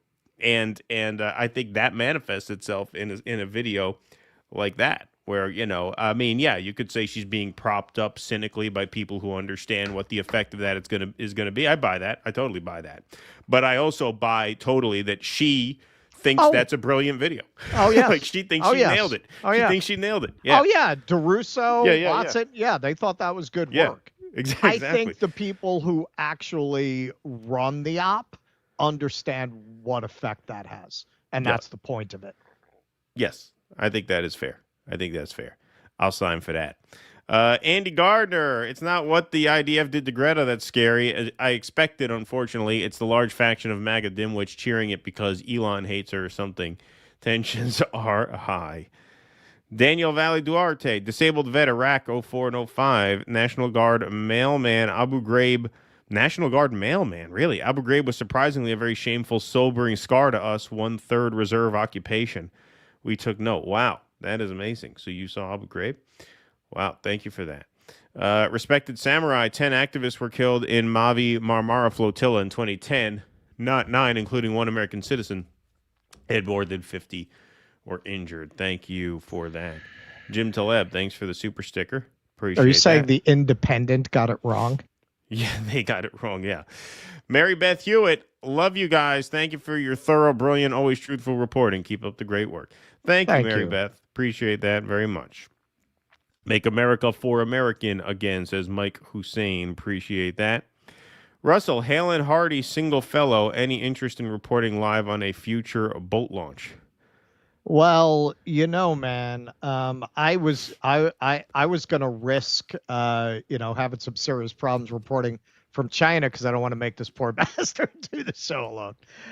God knows how long I may be gone if I did that. So, yeah, that is my hesitation. Maybe 10 years I come back. It's gonna be tough to pick up the mic again after that. Yeah, get a little rusty. Yeah. Furrow Screen, I found out today that there's a Jewish branch of the Metropolitan Police, Shomrim Police. If Muslims had the same in the current climate here in the UK, there'd be more riots. Just an observation, of course. You mean in England there is? Yeah, I guess that's what you're saying. P.S. I'm not being anti-Semitic in any way. No, of course not. I just thought it was interesting. And the statistics are anti-Semitic crimes are less than 1%. I believe that. Ken Texican, Correction Peace Prize. I got you. I proofread it in real time for you. That's how good I am. I think H's leadership knew what was going to happen. Yes, I think they thought it was the last chance to avoid being negotiated into oblivion. Slaves rebelled knowing they were going to be unalived. Eric Rousseau, my new theory is Charlie Kirk faked his assassination to fool Israel. Why is everyone acting weird? I don't believe you nailed that one, Eric Rousseau. Go back to the drawing board. Apparently, you can't say HANG in a Rumble rant. Well, I mean, it depends on the context, I suppose. Eric Rousseau, the Israelis are freemen and spitting on you is an honor. The spice must flow. Thank you. We're right over Keaton. So. Yeah. Well, it's Fremen. The Fremen. Yeah, Fremen. Do they at least spit on your dick before making you fuck the wall? Thank you, Eric. So appreciate that. That would be nice. Russell, I traveled, says Doc Durkin, to Vietnam 3 times in 07 and 08. People are like coconuts, tough on the outside, but soft and tender inside. Highly recommend Sapa by train from Hanoi. I plan on it, yeah. A cool town in the south. There you go. All right. Yeah, when I'm in Hanoi, I'm going to take a 2-day trip to Sapa, and I'm also going to do the Ha Long Bay. Okay, cool. Buddhist nudist Van Jones was promised sweet revenge on his arch rival Sport Coop Smith, who is a huge D-bag. Interesting. The illusion of freedom is often the best leash, says Vienticus Prime. Thank you, Vienticus Prime. Appreciate that very much. All right. Yeah, you got one more flotilla piece, and then we will move on along. Yeah, we do want to focus in a little bit on the reports that we're getting on how Greta Thunberg is being singled out for especially harsh treatment. So this is, let me blow this up so I can read the name. This is Ersin Selik, a Turkish journalist, was interviewed. He was released, and he said they, meaning Israeli forces, subjected Greta to severe torture and cruelty. They made her crawl and forced her to kiss the Israeli flag. In other words, they did exactly what the Nazis once did. You don't say. They displayed her publicly, and because she is a popular figure, they specifically targeted her. So this is the video that she made in advance in case she was detained. My name is Kristi Noem. I'm a citizen of Sweden. If you are watching this video, I have been abducted and taken against my will by Israeli forces. Our humanitarian mission was non-violent and abiding by international law. Please tell my government to demand my and the others' immediate release. All right, so drop site. We'll get to that. So this is this sick fuck who demanded that Israel torture Greta Thunberg. No sandwiches this time. Game time is over. I want Greta Thunberg terrified. I want her screaming and begging for it to stop. I want her rocking in a corner, covering her eyes, pissing and shitting in her pants. Israel is fighting a genocidal enemy and doesn't need to be distracted by attention-seeking activists with no skin in the game who think this will be cute content for Instagram. They want to enter a war zone? Fine. War is hell. Give them hell. Let them find out. Let their screams be a warning to other useful idiots for Hamas. It's time to grow up, Greta. What kind of a sick piece of garbage do you have to be, even if you don't agree with the person's principles, to be talking like that about a very slight 22-year-old girl, even if you don't agree with her ideology, even if you think she's misguided? What kind of a sick person do you have to be to type those words and then hit the post button?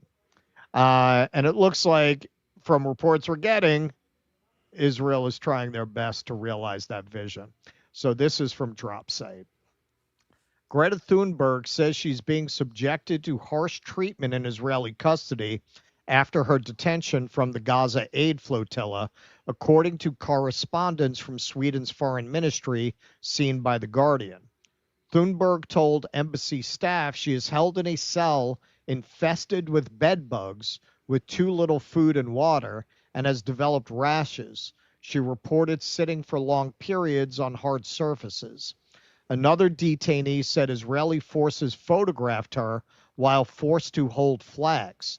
The flotilla's Italian legal team confirmed activists were left, quote, for hours without food or water until late last night, with the exception of a packet of crisps handed to Greta and shown to the cameras. Lawyers also reported cases of verbal and physical abuse. Free Turkish activists described even harsher treatment. Journalist Ersin Selik said, quote, the Israelis tormented Greta Thunberg, dragged her on the ground, and made her kiss the Israeli flag. Asin Kantoglu said women were kept in a dog shelter, denied food for 3 days, forced to drink toilet water, and that Greta was, quote, beaten. An Israeli flag was tied to her back, and she was walked across the room with her hands tied behind her back. So here's a little footage of her being detained.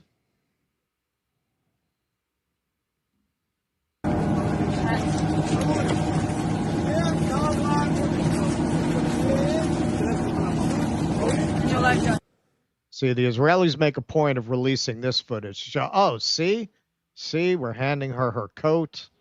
Nothing to see here. And here, Arsen Ostrovsky tweeted this. Court records show Greta Thunberg made no complaints about mistreatment during her detention in Israel, despite international media and activists reporting false claims of abuse. And all of these psychopaths think this is really funny. Also, her middle name is Tintin. She's got a funny middle name. Yeah, again, she's being held in a genocidal state full of bloodthirsty psychopaths. It's hardly surprising that she may not be imparting her full experience when dealing with officials from the Israeli state. So this is a point many people have made, and it's a good one. This is from Max Blumenthal. Where is Obama? He exploited Greta Thunberg's image to build up his neoliberal foundation. Now that she's a hostage of Israel in an Israeli torture dungeon after trying to break a siege she facilitated for 8 years, he's thrown her under the bus. And another one from David Jamieson. Where are all those politicians who were so eager to be photographed with Greta Thunberg? They can't lift a finger to help their photo op? And finally, Adam Johnson. Crazy that Obama, Hillary, the New York Times, Darren Aronofsky, Time Magazine, all puffed up Greta Thunberg when they thought she'd settle into a life of Aspen Institute panels and Pepsi-style Gen Z NGO activism. But she instead went beast mode on Gaza, and now they act like she never existed. Yes, as we say in this house, you put honor and respect on Greta Thunberg's name. I know a lot of people had disagreements with her at one time. Look, I mean, with the climate change stuff, we never really got all that into that. I'm not going to litigate that, except to say I always thought it was pretty unseemly for fucking grown-ass adults, mostly men, to be savaging a 15, 16-year-old girl in the way that many people did. But moving on now, even if you believe at that time that some of the things she was saying were misguided, I think you have to look at anything like that in a context. Like, yeah, maybe she was used. I mean, clearly she was used by people like Obama, by people like van der Leyen, who we saw in that picture, by some of the other people named. But yo, man, she meant it. She meant it. She wasn't there. She wasn't there scheming to fulfill some World Economic Forum, eat bugs, own nothing, and be happy agenda. You know, the fucking Trump and his people seem to be really into that agenda. Meanwhile, she's out risking her life on these boats. Greta Thunberg has proven herself to be the real deal, man. She's the real deal. And we hope she gets out of that prison, not being too much the worse for wear. Yes. And the ice caps will melt before any of her haters get their dicks wet. I can guarantee you. Yeah. So that is something they should keep in mind. Yes. But yeah, man, like, no, obviously, this is a huge thing for her to do because she was a global celebrity. Like she had it made. She had an inroad with all of them. No, right? that last one, he's got it exactly right. Exactly right. Like she had it made with all of them. She could have had it so easy. She could have been Van Jones, right? She could have could have just easy and that's money. what they thought she was going to be. Exactly. Right. So like that's what they thought they were going to be. That's what you could maybe argue that like certain interests were grooming her to be at the face of the Green movement. When she gave a speech, I forget when that was. That was probably like in the 2010s, like late 2010s or whatever. She gave a speech in New York City, and it was I mean, the streets were packed. Like she was a star. She's a star. Right. She's a global star. Yep. And that's what makes it significant that she's doing this. And that's why they're holding her and making an example out of her now, because she's a star and they want to deter any future flotillas from breaking the blockade. And so, yeah, man, I mean, major props. And is it a surprise that they are humiliating her in that way? No, it's really not. They said they were going to. Yeah, if you want to say that a lot of interests, as we see now, like Obama and people like that with that kind of an agenda, which is really, it's not a World Economic Forum agenda that they were co-opting her for. It's a neoliberal agenda. Like, yeah, man, they wanted to put her out there to promote like green initiatives from like oil companies, right? Like that's what she was being lined up for, to like go do a commercial for BP, right? Like, yeah, but she's 15, 16 years old. Like, what the hell does she know at that time? Sure, they were lining her up for that. The fact that she's doing this shows she was always sincere, whatever people around her might have been intending for her career path. Sure thing. Sure thing. All right, folks, we're going to move right on along here. We are at 3154 in the YouTube chat. 2525. All right, and we are also at 1,285 likes.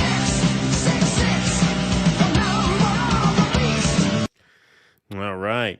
So I want to just take a quick pause before our next segment to tell you a little bit about John Koa, one of our dissident sponsors. So here on the show, we're all about building a vibrant community of engaged listeners who connect with authentic voices and independent thoughts. And so we want to spotlight John Koa, who's a compelling solo artist who's not just a longtime listener, but a true part of the dissident community. He's got a 34-song collection called A to Z, and it's getting its finishing touches now. It's a massive undertaking, and a release strategy for this many songs is currently being devised, so its arrival is imminent. The project is a unique blend of originals and powerful covers that John has honed over the years on stage in Los Angeles, Tokyo, and other cities.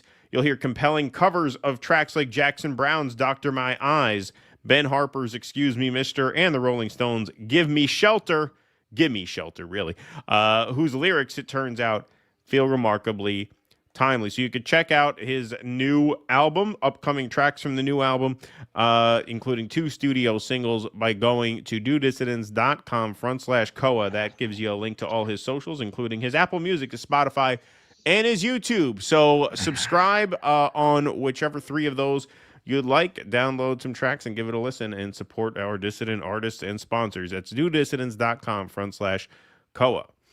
All right. What do we got here? Get Up King says, I predict that Hollywood types losing their jobs to AI will get on a flotilla to revitalize their careers. You know, It's funny you say that. My intermission is robot woman themed, inspired by Tilly Norwood. Got it. Ex-Barbarian at this point adorns tinfoil. Red Shield, Bank of International Settlements, global control and reach, at least to the west, needs to be considered.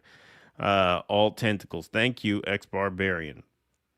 Buying up all the IPs is to create a globally controlled monoculture, just how they're shutting down all the businesses, says Vienticus Prime.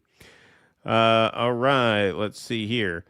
Just so you know, I gave $5 to Revolutionary Change, and Peter spoke my sound drop. I'm just saying, Cancer Sucks, you guys rock. What was your sound? Which one do you want? Do you want every time I'm out they pull me back in, or do you want the other Godfather quote?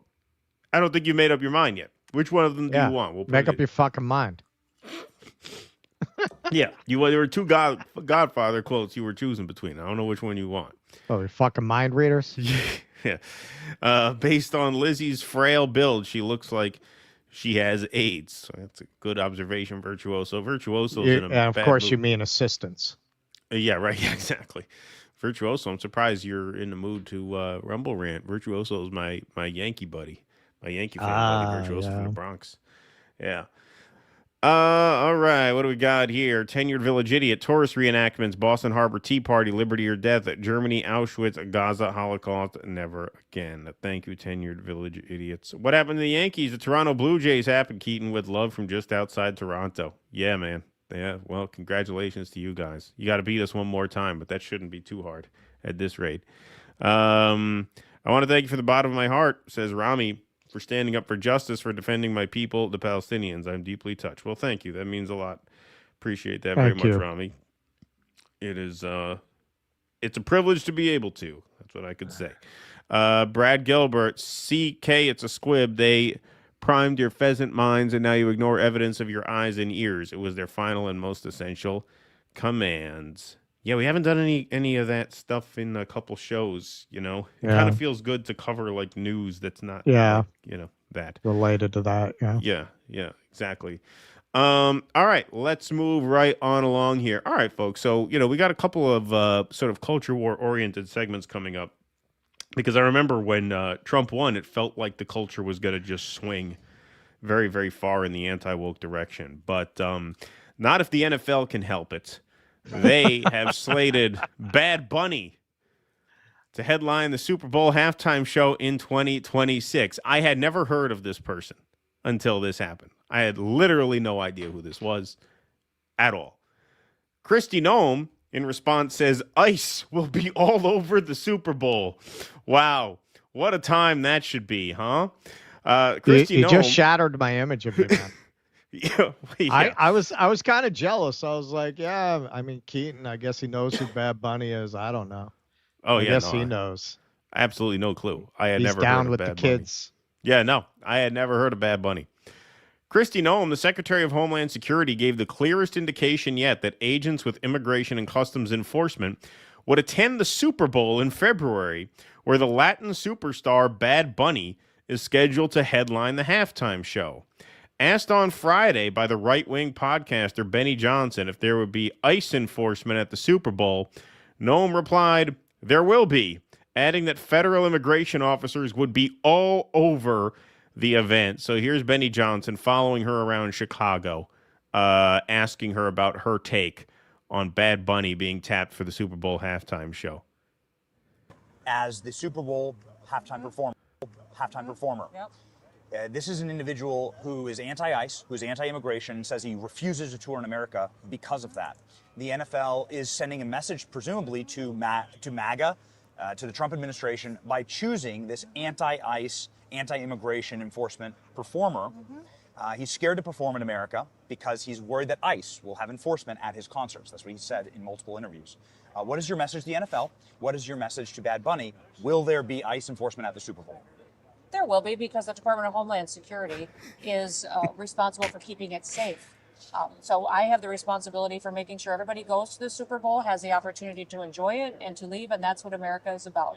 So yeah, we'll be all over that place. And we're going to enforce the law. So I think people should not be coming to the Super Bowl unless they're law-abiding Americans who love this country.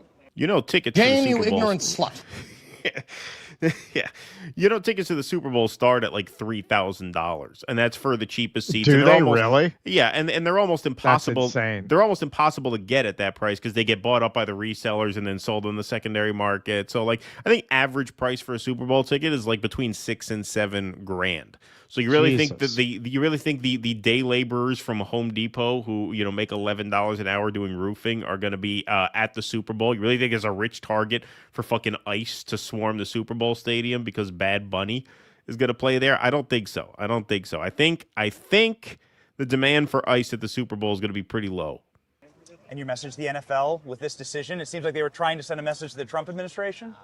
Well, they suck, and we'll win, and God will bless us, and we'll stand and be proud of ourselves at the end of the day, and they won't be able to sleep at night because they don't know what they believe, and they're so weak. We'll fix it. Thank you. Thank you. You look beautiful, by the way. I'm very attracted to you. I love women. I'm very attracted to women. You're a very good-looking woman. I really feel something standing this close to you. It really is igniting something within me. I swear, I feel it. With enough plastic surgery, a woman can look like a transgender man. Yeah, right, exactly. Bad Bunny, a Grammy-winning musician who was born in Puerto Rico, rose to fame with hits such as MIA, I Like It, and Mi Porto Bonito. How'd I do with that?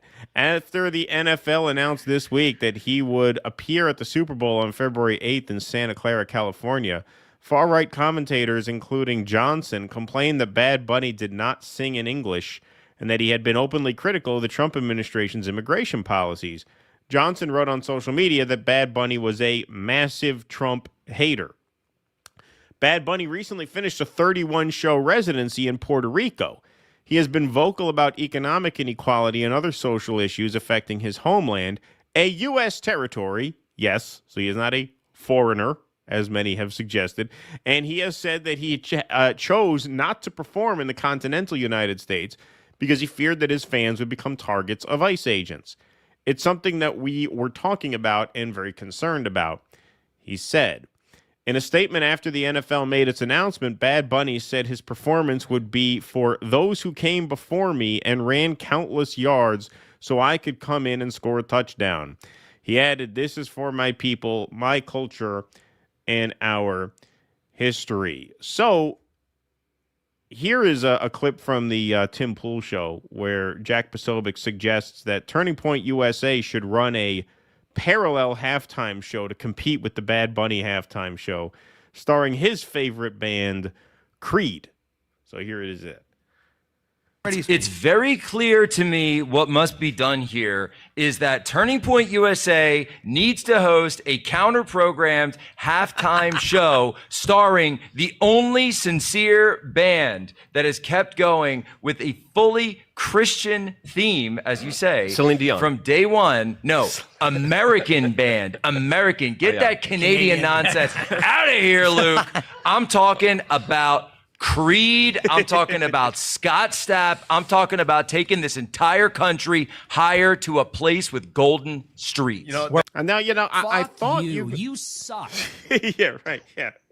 I thought you guys won the culture war, right? I thought you won. I thought you won. Yeah. I thought you weren't going to need to do a competing halftime show, right? I thought the Wokies lost and you're in.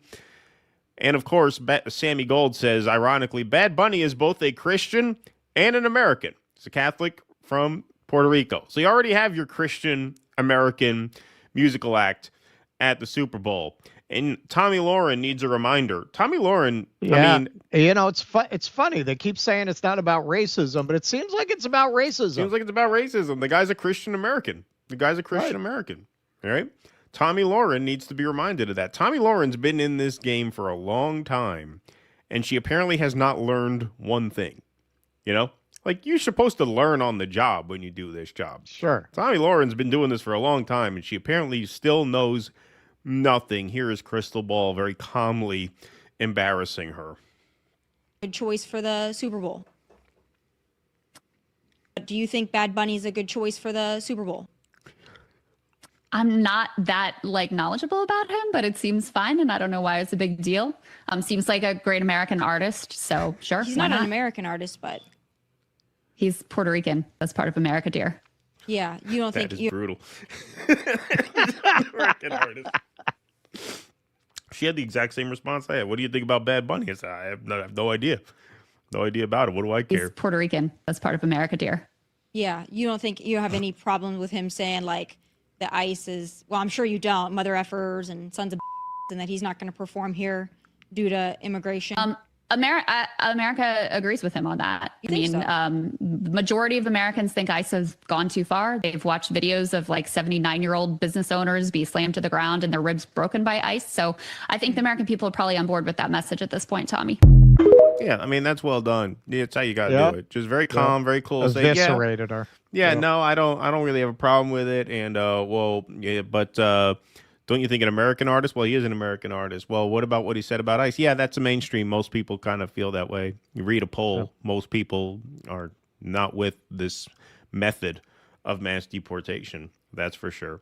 So that was well done.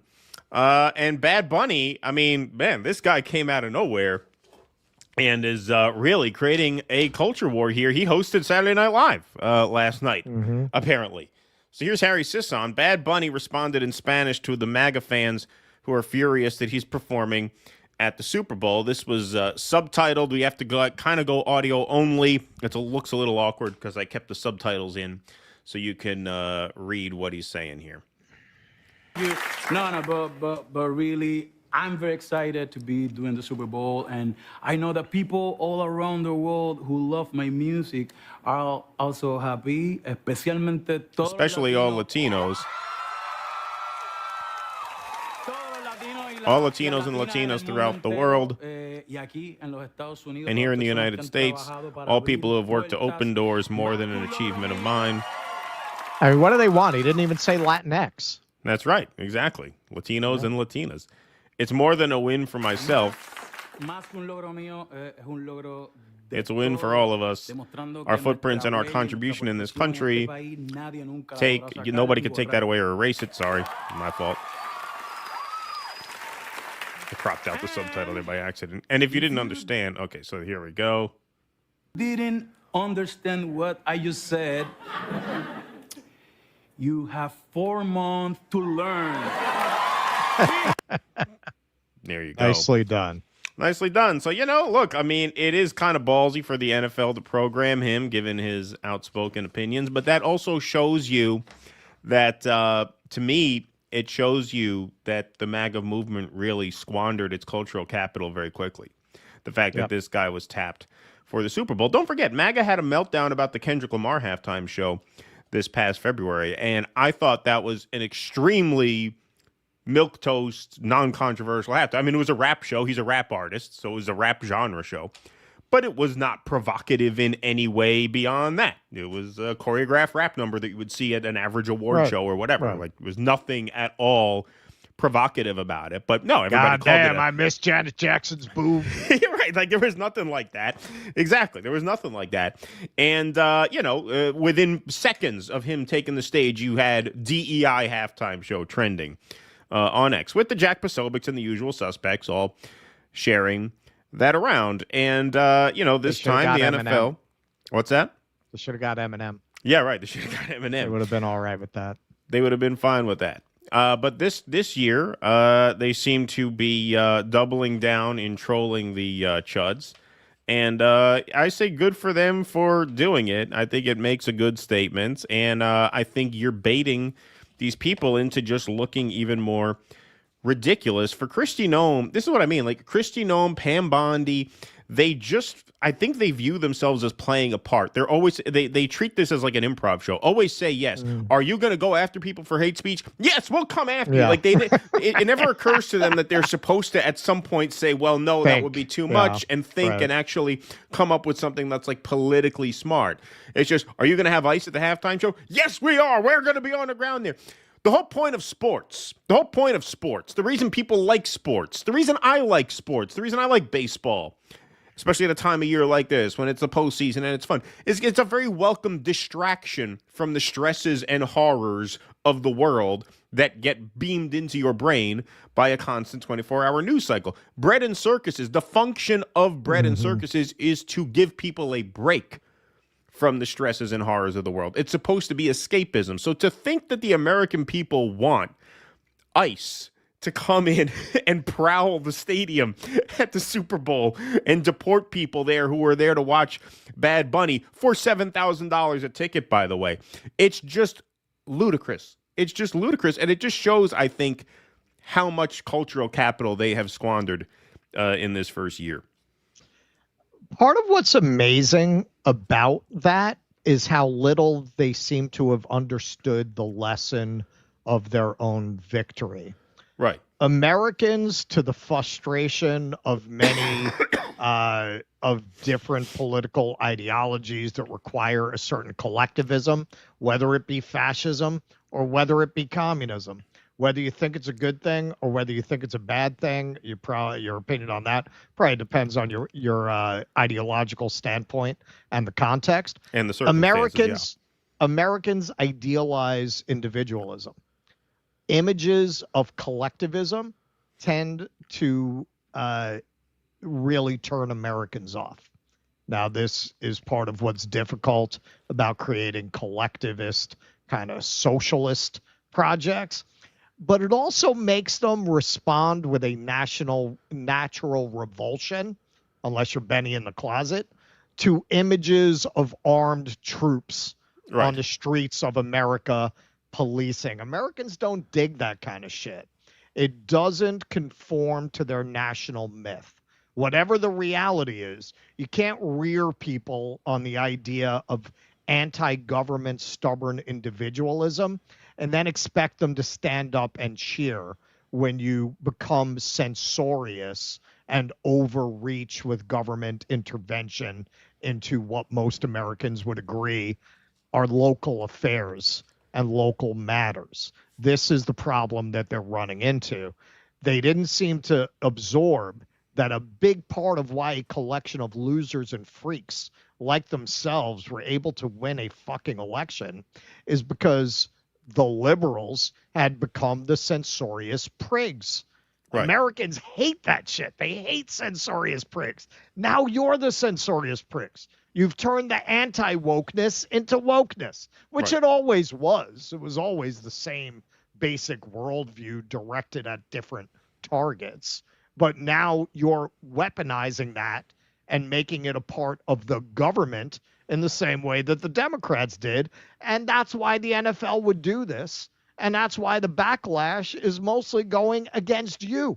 Against you. Most people are not mad about Bad Bunny in the Super Bowl. It's just your fucking freaky cultists. Just like with the woke ones. We always said very few people actually believe in this language kabuki and language policing. That's what you are now. Right. Exactly. The tables have turned. And I see a lot of shock in the chat about ticket prices. So yeah, just Google it. Average price for Super Bowl. Average price for Super Bowl 59 ticket was $6,300 to $7,800 on the resale market, with the get-in price starting at $3,300 to $4,700. But yeah, so they start out about $3,000, but then they get bought up by the resellers, and then they get sold. And then you got the craziness with the VIP packages, with the buffets and the hotels and the airfares. I mean, it's huge money. That's huge insane money. You don't have illegal immigrants there at the fucking Super Bowl to see Bad Bunny. And she didn't right. Yeah, exactly. They want to tackle the hot dogs. Yeah, they're making the hot dogs at the stadium. Exactly. If anything, so I mean, it's such an absurd question, but of course, nothing's too absurd for Benny Johnson's audience, and nothing is too absurd for Kristi Noem. They don't think. They have an instant reaction. Okay, what does Chud want? Yes, we're gonna have ice there. I mean, pretty crazy stuff. Pretty crazy. All right, Jake, do we have the scroll, please? There we go. All right. Hey, folks, you see the patron scroll right there. If you like our show and you want to help us make more shows, go to dudissonance.com/Patreon/Substack or /locals. Starts at $5 a month. It helps tremendously. You get all kinds of bonus content like post-game streams, film club live streams, and call-in access to our Q&As every Sunday night. Tonight is Sunday, and we will be having a Q&A after the main show when we wrap here. It helps tremendously. You get your name up in lights on the show notes. You also get a credit at the end of our upcoming Uhuru documentary, and it comes with the goodwill of supporting independent media. You also get a free, an ad-free replay of every live stream sent to you the day after it airs on the public waves here. So if you miss a show and you don't want to watch it back with ad interruptions, and you sign up and become a member, you get the ad-free full replay of the stream sent to you the next day. So thank you all for your support. You are the backbone of the program. Ken Manji says, strangely, Israelis who moved to Los Angeles even recently make friends easily in social circles with influencers and celebs, despite lacking human traits. Well, in L.A., that's not so strange in L.A. I believe that. Right. They're all reptiles. Yeah, exactly. Every time you picture the U.S. and Israel, picture Blaster Master from Bartertown. Somebody did a meme of that. Oh, yeah? Yeah. Vanticus Prime, the reason people don't pay attention to the explicit goals and methods of Zionists because it's hard to see the dick that's in your eye socket. Thank you, Vanticus Prime. Appreciate that. One horrifying aspect of Israelis is their obsession of grape. Yeah, lots of X accounts from the country are filled with graphic and twisted depictions of how they want to S.A. Thunberg. Yeah, that does not surprise me. Doesn't surprise me at all. Yeah. I mean, now that you say it, yeah. PM from King Sexy MFGPT. I don't know what this is. T3rd Aminophenes. I don't know what you're talking about. This is like a very cryptic thing. I don't know what you're talking about. FU attention for this error. Okay, I give up. I'm sorry about that. All right, I tried. I counted on Pizza Dobular to know. Just gave them a deal they can't refuse. Cancer. So okay, I just gave them a deal they can't refuse. All right, you got it. Deal they can't refuse. You got it, Vito. That's all you. That's all you. We'll make that happen. Remember what Reagan said since Vienticus Prime. Everyone ICE is here from the government, and they're here to help. That's right. First Queen Fire Dancer.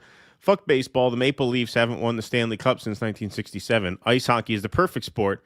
It's like boxing on ice. Come on, just one before I die. Go Leafs, go. You're a Maple Leafs fan? So you're a Toronto fan, First Queen. That is very imperialist of you. Kinky, too. Attention, the call for a no-buy for Palestine Day on Wednesday, October 8th, 2025 as part of a broader Gaza Day Off action organized by the Canadian BDS Coalition and supported by various other groups. Thank you, Yeah. Kinky. Fortunately, we don't have a show that day. There you go. That makes it easy. My message to the Santa Clara residents during the Super Bowl, guard your pet puppies. Yeah, yes, indeed. Indeed. Keep your dogs on the leash. Norman Finkelstein, puppy killers should be shamed. I would not want to have dinner with a puppy killer. Thank you, Eric Huso. Appreciate that. All right, what do we got over here? John Freese, thanks for the $9.99. Russell, if you're interested, I can give you suggestions for Buddhist temples and holy sites to visit in China and Vietnam. Yeah, that would be very cool. I just booked like my last accommodation for the Southeast Asia portion, which I'll be wrapping up in Siem Reap, and then on to Shanghai. Nice. You guys are fearless and so principled. Thank you. Thank Maximum. you. We're not that fearless, though. It is a scary world out there.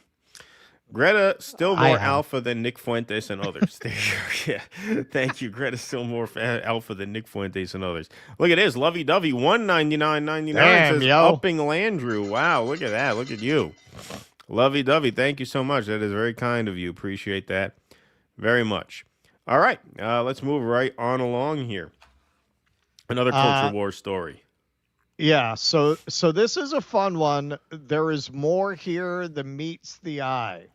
So Elon has been on a tear telling people to cancel Netflix for the health of your kids. Now, this seems to have gotten kicked off by Libs of TikTok. Libs of TikTok posted, OMG, Dead End Paranormal Park, a show on Netflix, is pushing pro-transgender on children. The show is advertised for 7-year-olds. It's being promoted on Netflix Kids now. Parents, beware. Okay, so we said as soon as Trump won, well, what are they going to do without wokeness? So this is one answer. They're going to mine wokeness from 4 years ago, as we'll see. So here's a little audio-only clip of this to give you an idea what they're talking about.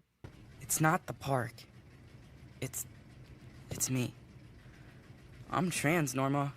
And everyone at school knows, and everyone at home knows. And being here, it's like a whole new place.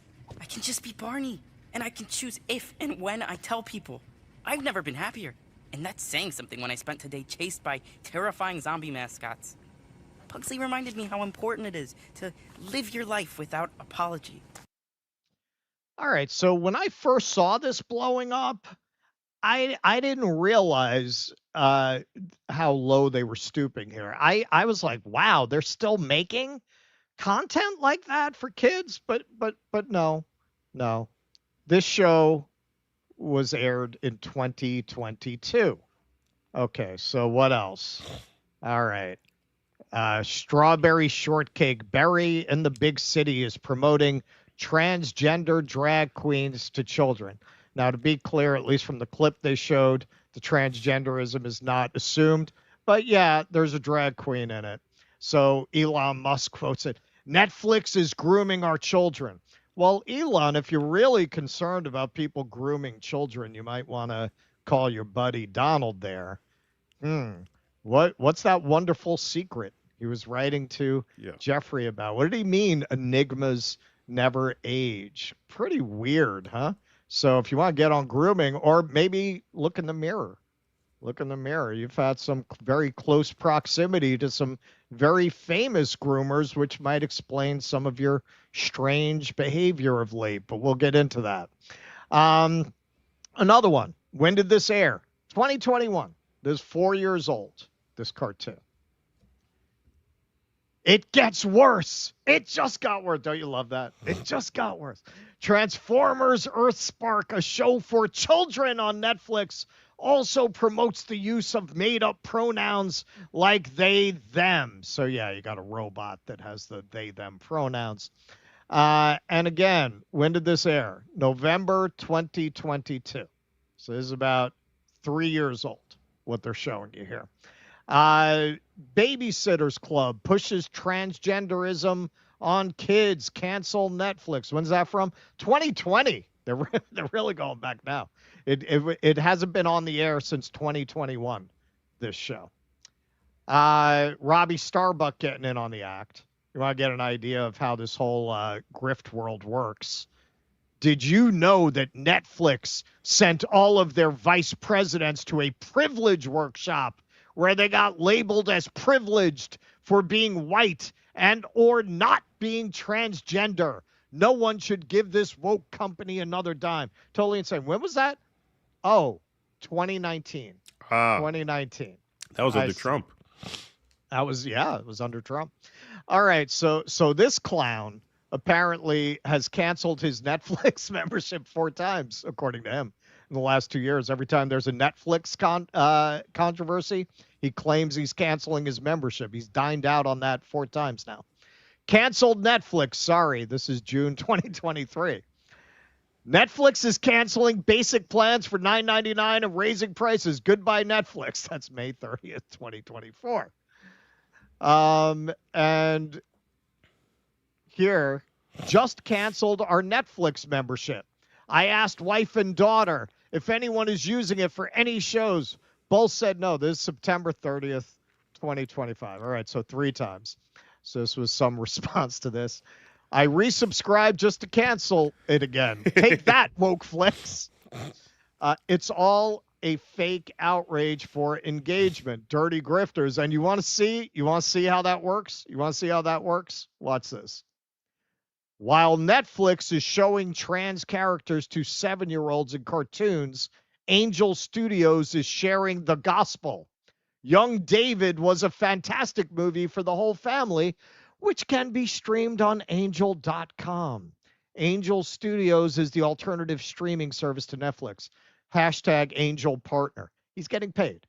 He posted several posts promoting Angel Studios.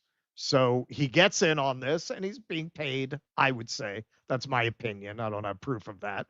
But he's describing them as a partner. What does that mean? They're paying him. Gunther Eagleman, man, this guy has the best job in America. Cancel Netflix. Cancel Netflix. That's it. That's all he does. He's like, it's almost art the way he does this. He boils rage bait down to its rawest essence and the least number of syllables possible. You know, he doesn't get complicated. Just cancel Netflix. That's it. Cha-ching. Cha-ching. Give me that job. Okay, so listen, one of the reasons I wanted to do this segment is it's kind of a only Nixon can go to China. I would wager that of legit left YouTube hosts, I was on the leave the kids alone beat way before it became safe, even much less acceptable to talk about this. You know, nobody in the left podcast space wanted to go after the trans activist movement. I was on that pretty much from the time we started the show. Yeah, man, I don't think they should be pushing this kind of stuff on kids.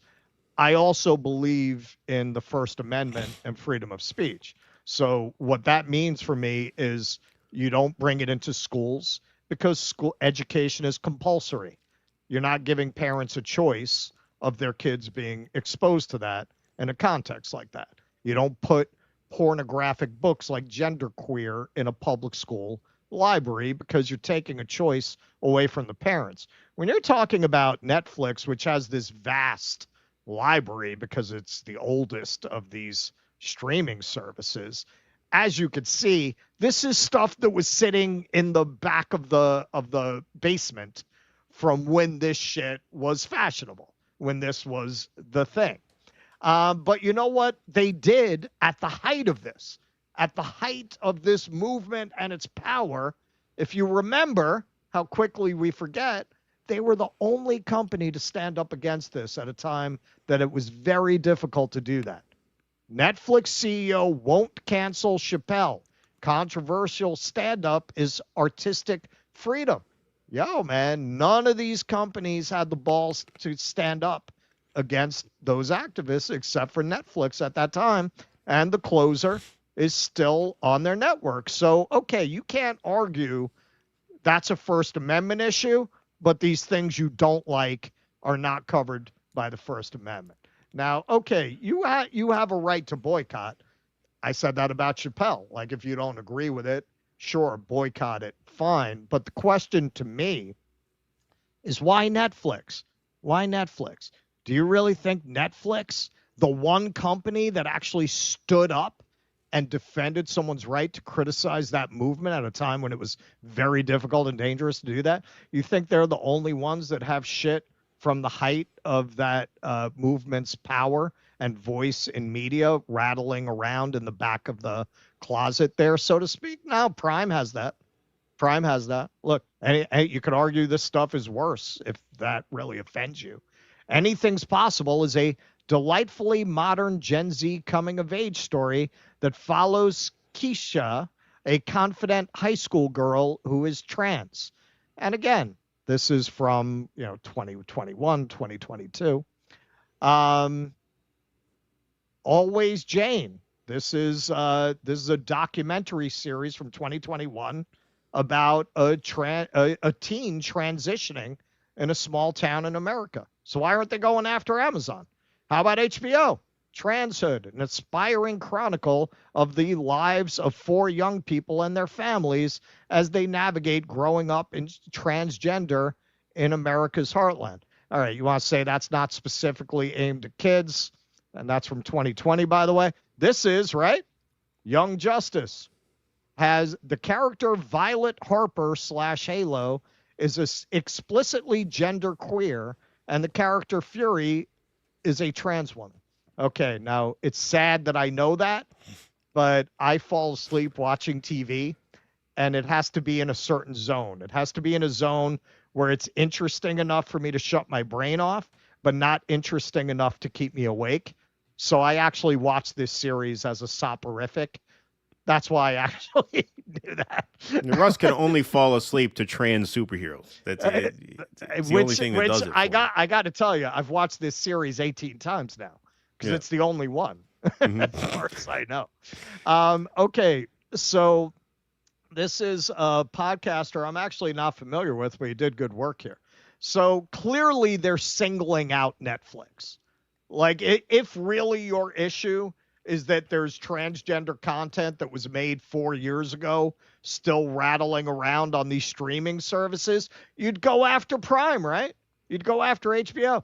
Doesn't this all seem very coordinated? Like, all of a sudden, Libs of TikTok has all these receipts about Netflix. Elon jumps on it, cancel Netflix. Not a word. If they said this about all the streaming services, then okay. I mean, they're desperate to keep the woke grift going, the anti-woke grift going. But nah, man, this looks like they're specifically targeting Netflix. So Matt Kim here does a very good job laying out why. Oh, hang on. Go to Super Chat. I didn't put that one in. All right, I'll go to Super Chat. During an interview with Joe Rogan, Ken Burns says the football is an all-American sport. It's full of short spouts of violence with tons of committee meetings in between. That's a good one. I like that joke. Who knew Ken Burns had those kind of jokes? I didn't know that. Active Guardian. Is there a way to send you an annual $50 a day membership all at once by mail? I don't want to do it digital. Found you through Jimmy D. Like you just as much or more. Well, thank you.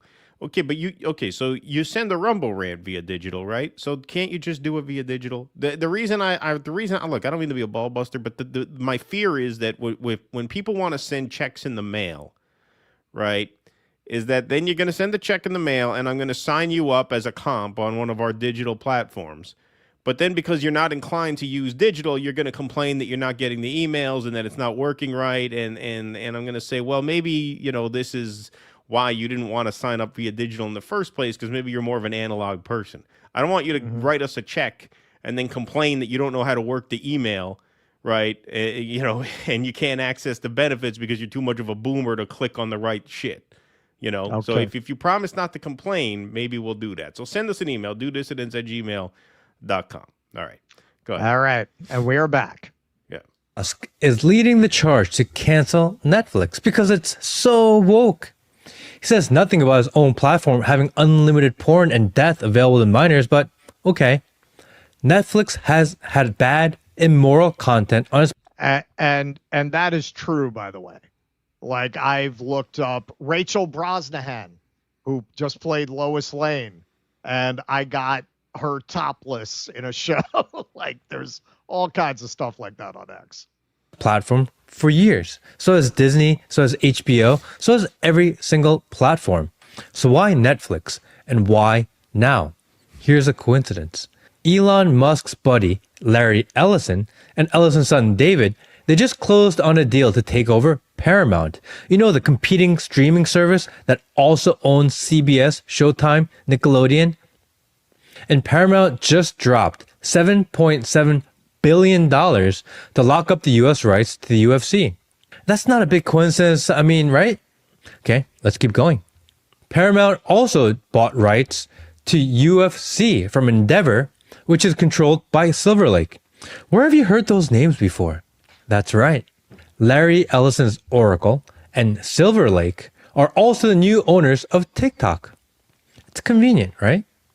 One of Elon's closest friends and investors, also tight with Trump, now controls TikTok US, Paramount, and the UFC rights, and suddenly his biggest competitor gets canceled. If you want an even deeper look at MGX, Abu Dhabi's sovereign fund. They get a part of all of this. It's almost like the members of the Abraham Accords, they're cashing in. If you think this is only about streaming platforms, they also own one of the most powerful entertainment agencies. Their biggest clients, Matt Damon, Oprah Winfrey. Mass cancellation, it's not about morality. It's a tool. It's a propaganda weapon to eliminate competitors and rewire the markets. Don't be their tool. It's a big club, and you ain't in it.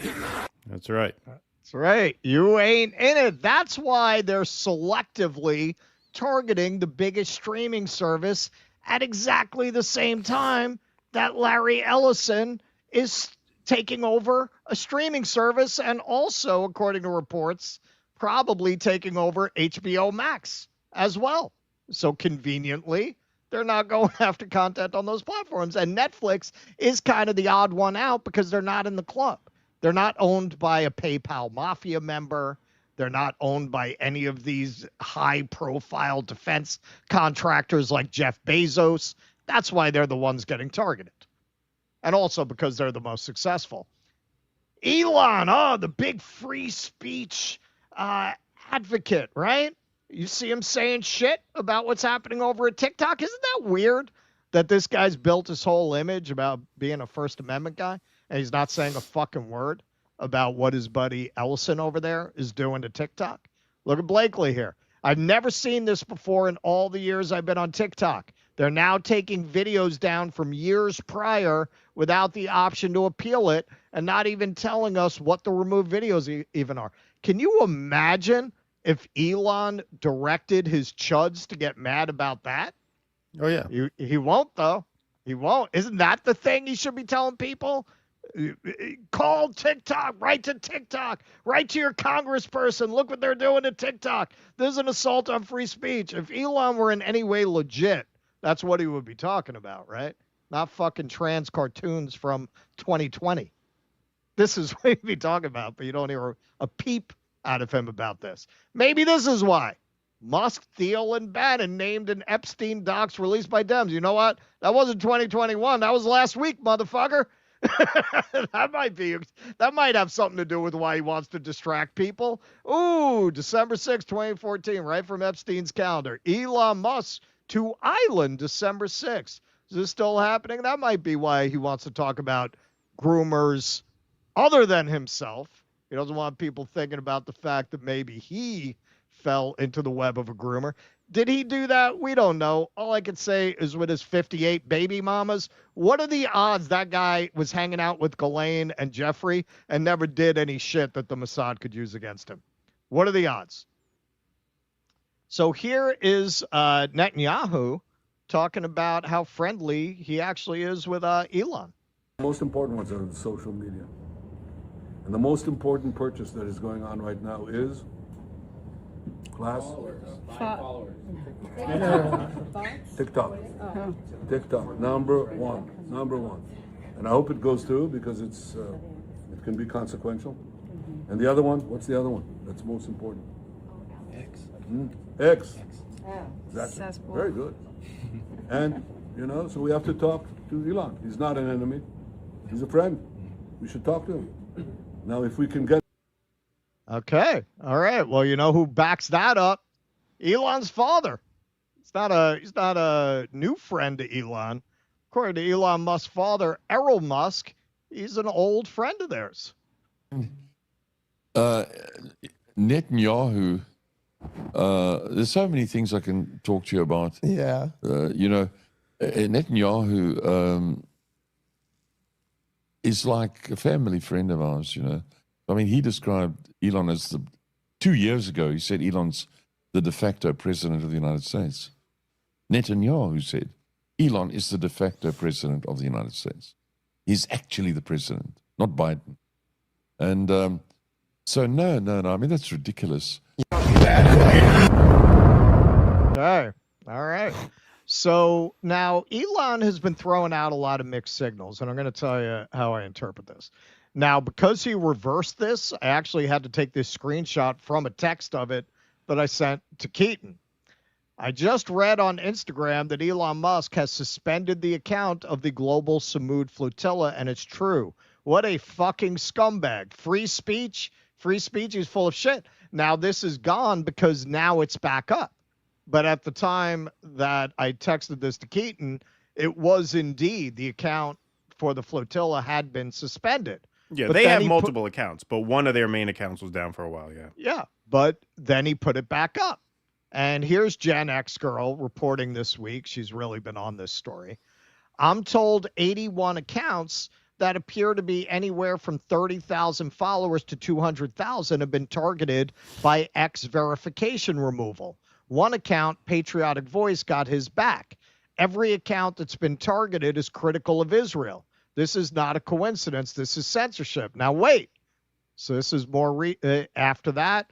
Everyone got their check marks back, but unfortunately, uncensored AI got suspended. Hope his appeal works, and this is Patriot Voice. So now I'm under review after just getting my blue check mark back. This is hot garbage, X. Seriously, what the actual fuck? All right, you know what that looks like to me? That looks to me like a guy that keeps doing shit under duress that he doesn't want to do. That's my opinion. So we don't know what kind of duress he's under. We've done a few segments on this. Elon Musk is the guy who got up on a stage at a moment when X was hemorrhaging money and told Bob Iger at Disney, who had just pulled their advertising, to go fuck himself. Does he seem like a guy who would bend the knee because of accusations of anti-Semitism from Israel? But he did the whole thing. He did the tour. He went to Auschwitz. He fucked the wall. He did the whole thing. And now we find out he was in Epstein's address book. If you look at the way he keeps pulling things off X and doing censorship and then all of a sudden reversing the censorship, this is a guy who's chafing at the control that they have over him. That's my read. That's my interpretation. This whole thing with drawing attention to Netflix specifically, I believe it's a coordinated attack, and I believe that it's under orders. That's my theory, because it doesn't make any sense. If you were just all of a sudden concerned about the fact that those things are still on these streaming platforms, there's no reason you would single out Netflix. It's on all of these platforms. So now, finally, people who have no real life outside of feeling like they're owning some corporation by costing them subscribers get really excited about this. Cancel Netflix, the streaming giant that bet on woke, lost on reality. So you've got all of these screenshots. You must be almost 30. Have you ever kissed a girl? Yeah. And then taking great delight in the fall of the stock price. Netflix has now lost over $25 billion in market value since Elon Musk called them out for pushing radical trans ideology on kids. They fucked around and found out. Well, it's not that simple in the case of Netflix. A little bit from CNBC.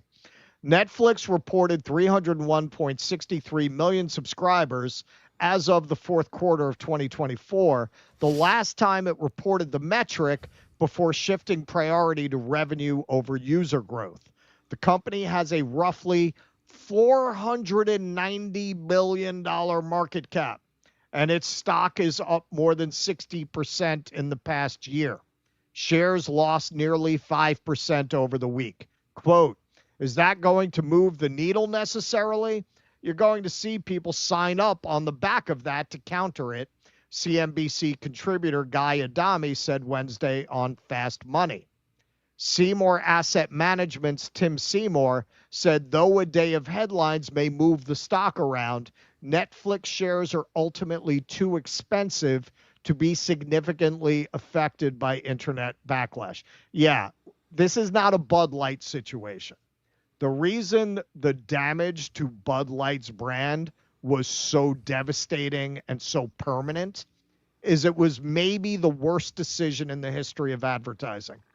They decided to completely alienate the customer base they had in favor of a customer base they wanted that would never drink fucking Bud Light. The people they were trying to get by putting Dylan Mulvaney in an ad, those people drink craft beer. And if they want to be ironic and drink a bad American brand, PBR pretty much has that corner of the market locked down. If they want to be funny by drinking bad American beer, PBR is the go-to. You're not going to do better than that for hipster irony. Okay, so they're not going to start drinking Bud Light to be funny. Netflix, everybody has Netflix. There's not a particular customer base for Netflix that can be alienated by a campaign like this. For every person, as he points out in the article, for every person who might get mad that they have this content, you're going to have a person who loves that they have this content who would get mad if they took it off. Because you have a huge 4-quadrant cross-section of society that has a Netflix subscription. Obviously, this is a distraction for people who increasingly might be feeling like the Trump administration is not what they voted for. You haven't been seeing them say this lately, right? It's what I voted for. It's what I voted for. So they want to bring back the Target Bud Light moment and make them feel like they're getting back at those woke elites, right? This is lunch money for Netflix. It's likely to be very short-lived. It's just a little controversy in the headlines, little movement in the stock price. But in terms of what the agenda is, yeah, man, it's to try to hurt the competition for Larry Ellison. They're hiding behind this anti-wokeness to do it. Yeah, and I do want to say something also about the whole gender ideology being pushed on kids thing, because as a parent of 3 kids and 2 twin 6-year-olds now, would I, all things being equal, would I rather that stuff not be in like children's programming? Yeah, sure, because who wants to have to explain those things to a child before they're really ready to grapple with them? Yeah, sure, absolutely. But I will also tell you, and this is why it's especially rich coming from a guy like Elon now, given his subservience to Israel, and his subservience to the war machine, his partnership with the military-industrial complex in general. Kids notice things. They are very perceptive. They're very aware of the world around them, and they're very inquisitive when they reach a certain age, a fairly young age. They get curious and they want to know things. And they're not only exposed to children's content, they get exposed to kind of anything in their periphery. And so as someone who does this for a living and who researches for my show on a fairly constant basis by scrolling X of all apps, they are on occasion exposed to things that they ask questions about. So last night, for example, I was scrolling my phone for subjects, for topics for the show, and my little guy caught a glimpse of the Venezuelan boat exploding in the ocean. And he asked me, Daddy, what's that? And I lied, of course. I said, I'm not sure. That's weird. Because I'm not going to tell him, no, those are fishermen that our government murdered based on specious claims that they're drug traffickers. I'm not going to tell a 6-year-old that. I'm going to say, well, I don't know what that is. He says, water can't catch fire in real life, can it? I said, no. He says, that's freaky. That only happens in movies, right? I said, yeah, that only happens in movies. I don't know what that is. He also one time looked over my shoulder and caught a glimpse of that Palestinian man who burned to death in the field hospital when Israel blasted the field hospital with a missile, and the guy hooked up to the IV was burning to death. And he said, Daddy, that's a scary picture. He says, that's scary. He thought it was fiction. He doesn't know that people are capable of such real life horror and evil and sadism.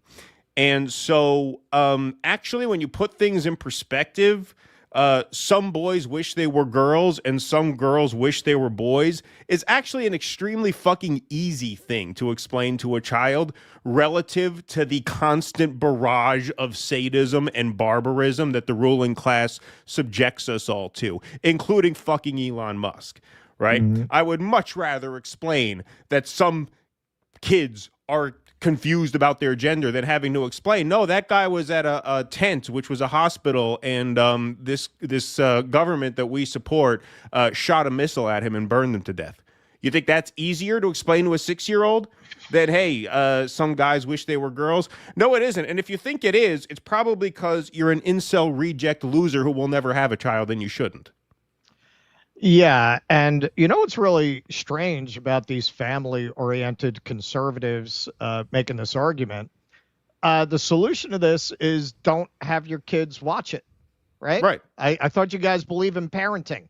I thought you're all about parenting and making sure that your kids are only exposed to wholesome American stuff or whatever the fuck. Okay. Right. So keep an eye on what your kids watch. Right. So be a fucking parent. How about you do your fucking job? It's not for you to decide that for other parents. Right. But that is part of why I'm against putting it in the schools, because that is deciding it for other parents. Right. It's on a commercial platform. Parent your fucking kids. Right. Do your fucking job. Exactly. No, I agree with you. Like with schools, it's different because you're compelling parents to surrender a certain control. Right. And public schools are, curriculum in public schools is a matter of public debate. That's why we get involved in these things. Okay, that's fine. You're talking about a consumer product on a consumer platform. Do your fucking job. You don't want your kid to watch something, don't let them watch it. Right. Exactly. Bootstrap it. Take some personal responsibility, right? Yep. Exactly. Thought you guys were all about that. Exactly. And P.S. The Closer is still on Netflix. Yeah, that's right. That story it's about what they Greta. call the marketplace of ideas. Exactly. Future intact. That story about Greta makes me want to buy an octopus plushie and give it a hug. That flotilla was full of heroes. Yes, indeed. Goo81 says it would be hilarious if TPUSA does a baseball commentary how it's a true American sport at the same time the Blue Jays hoist the World Series. Looking possible, Goo81. They are hot. Ellen Jimerson said Bad Bunny has been the most streamed artist on Spotify 3 consecutive years in a row. Ben Reed, El Chupacabra, Latino radio host. Oh, thanks for that, Ellen. When I first heard him, I thought it was Big Al. I thought that was his alter ego. I thought it was Bad. I thought he went by Bad Bunny. I thought he was playing a Super Bowl. Also, Bad Bunny, part-time WWE wrestler. Interesting. Kenman G. Bad Bunny is hardly a fringe figure. He even dated famous people like Kendall Jenner, so he's well known in celeb circles. Yeah, see, I had no idea. Absolutely no clue who he was. I couldn't tell you to save my life when I first heard this Bad Bunny thing. I had no idea what anyone was talking about. Kerry Kennedy has announced Stephen Colbert is a recipient of the 2025 Robert F. Kennedy Human Rights Award for his advocacy for free speech and speaking truth to power. Interesting. Wow. That makes sense in a way that they would give that to him. Coming soon, 6 Degrees of Kevin Bacon, UK style, arrested for supporting supporters of Palestine supporters. By the way, Keaton's last rant was a message from the future. Damn it. I wonder when that was. It was a while ago in the show. I'll have to think back on what you're referring to. Boy. All right. Furrows Queen says, I've been called many things: ignorant, emotionally constipated, boring, weird, and ugly, but never imperialistic. I demand an apology. Go Leafs, go. And Blue Jays, I hope they beat you again. All right. Apologies, Furrows Queen. MAGA beware. Mattel is pushing the trans agenda. The Ken doll has no package. This is an outrage. Thank you. Appreciate that. It's Vito. Thank you. Poor Cancer Ken. sucks. You guys rock. Yep. All right. So we got it. Make you an offer you can't refuse. Done. Let's see here. Eric Cousseau. So the new Marvel movie, She-Man and Lady Boy, is canceled as well. Yeah, see, that's the thing. They're not even making these movies anymore. That's right. They're not even making these movies anymore. That's why, as soon as I heard this story, I thought it was weird. I was like, really? They're dropping new content like that? But of course they're not. Right. Username says, can you please sign me up for the vinyl recording version for DD? Thanks in advance. Yes, you got it, username. So basically everything is diarrhea. Need a break, go hug a friend. Ha ha. Thank you, Jay Bird. Appreciate that. All right, what we got over here? Jay Klein says, immigrants watch real football, not American football, by the way. That's right. Race car, $20 super sticker. Thank you for that very much. Appreciate that. David Santucci says, but Netflix did remove the It crowd. Maybe there's some other reason, but Graham Linehan, the creator, is persona non grata among the trans crowd. Yeah, who the fuck is Graham Linehan again? I forget who that is. I forget. I heard that name. See, we're very unhip. We're not really hip to all this. Yeah, we're not very cool. We're not very cool. Not very cool over here. Sorry about that, everybody.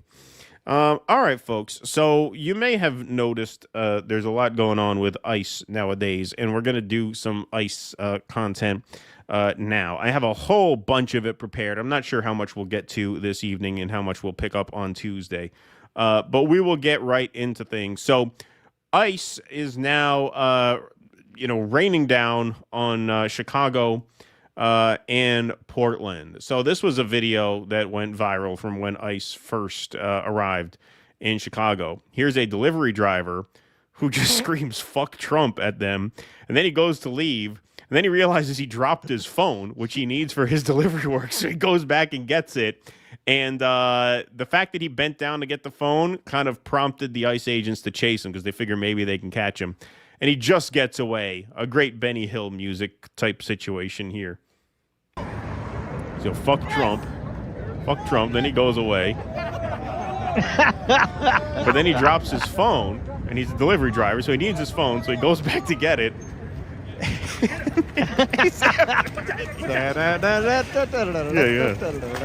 And he just gets away. And they give up. So what were they chasing this guy for? What did he do? He said fuck. He didn't even say fuck that. I think he said fuck Trump.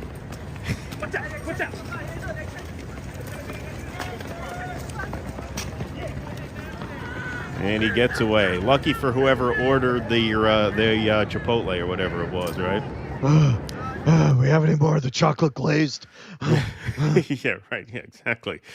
But things got pretty serious here. Happening now, heavy military presence outside the Broadview ICE facility in Illinois. Snipers can be seen on top of armored vehicles. Protesters are also being arrested. This is insane. This is not America anymore, says Ron Smith. Here's some footage.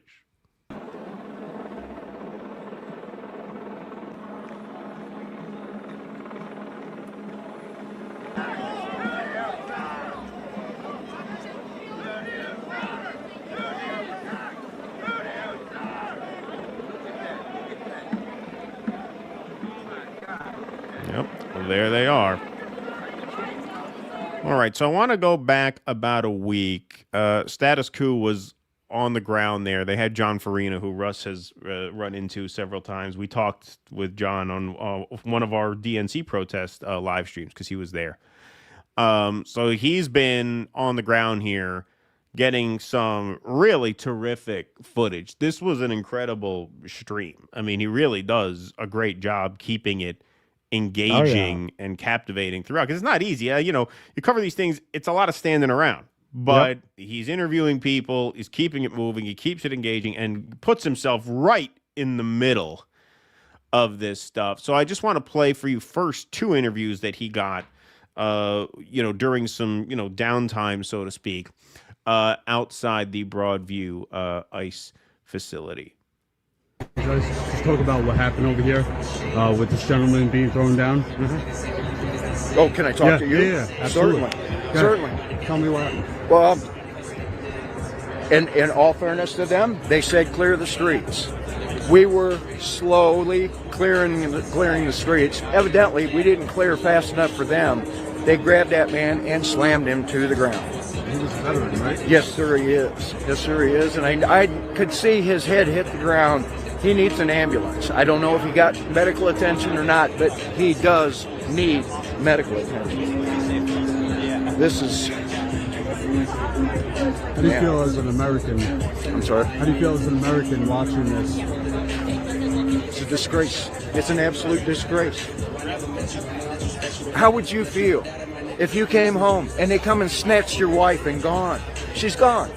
You know, you may never, ever see her again. This is a disgrace. What did those people do to those people? What did they do to them? To hate that bad, to be able to destroy a family. Yeah, sometimes you need a break. And the narrative has been that they're going after criminals, but they're not. They're going after people who are going to work. They're going into court. They're trying to raise a family, trying to be American like the rest of us. They're doing their best. And these people, with the hatred that they carry, decide they need to snatch these people and send them to hell. For what? Because they want to... Oh, here comes one. Oh,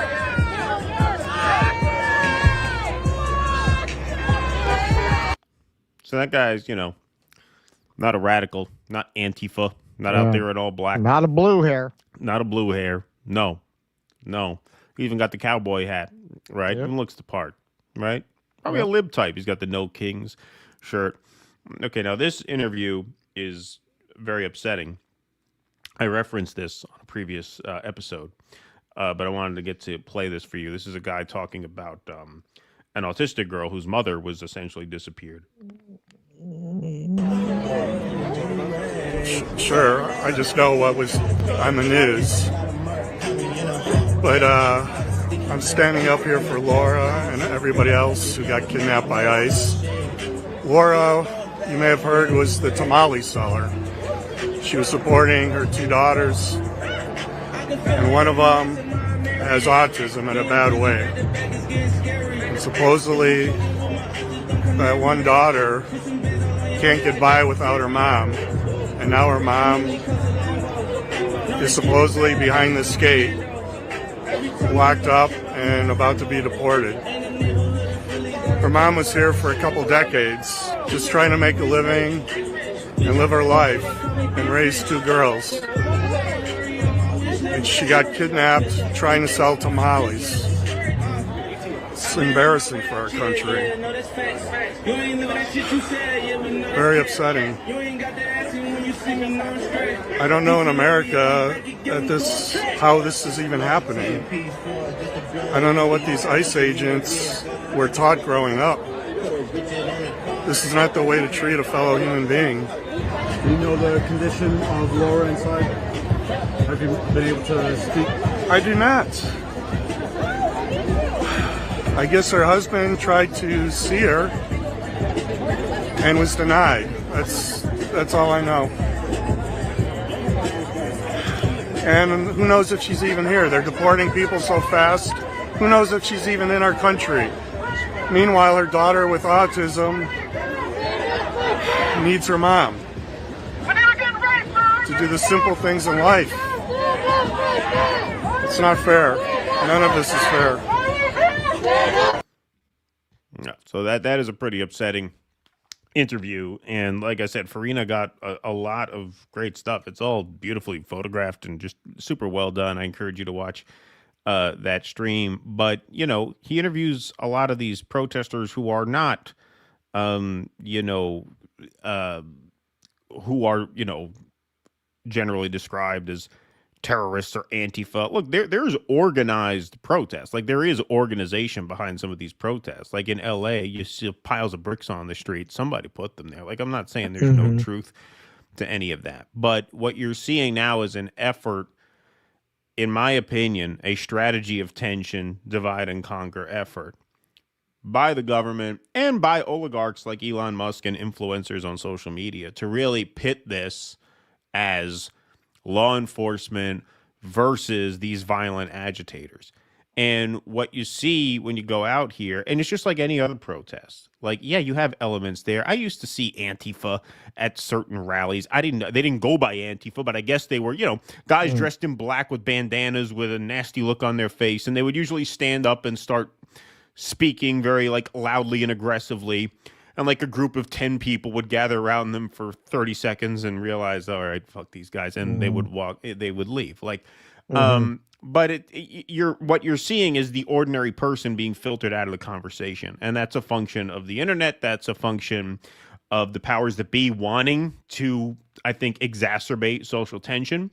And it's also a function of the way ICE acts at these protests, which is extremely hostile. So now we're going to see some footage of ICE coming out of the facility. And once again, Farina, right in the middle, while staying safe, which is hard to do. It's dangerous. I know Status Quo has had, reporters, be harmed in this. So credit to them for doing this. This was a really great stream. They've done a few, but this one I watched basically the whole way through. So let's see when ICE comes out. You get off the fucking road! So this is how they come out.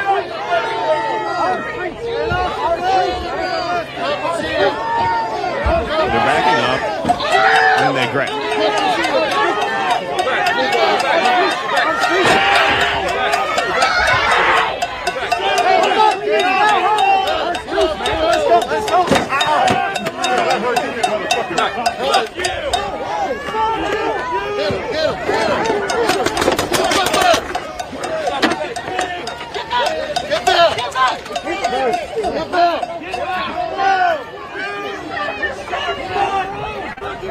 The internet press. Get on the sidewalk now! Get that damn thing out of the way! Get on the sidewalk!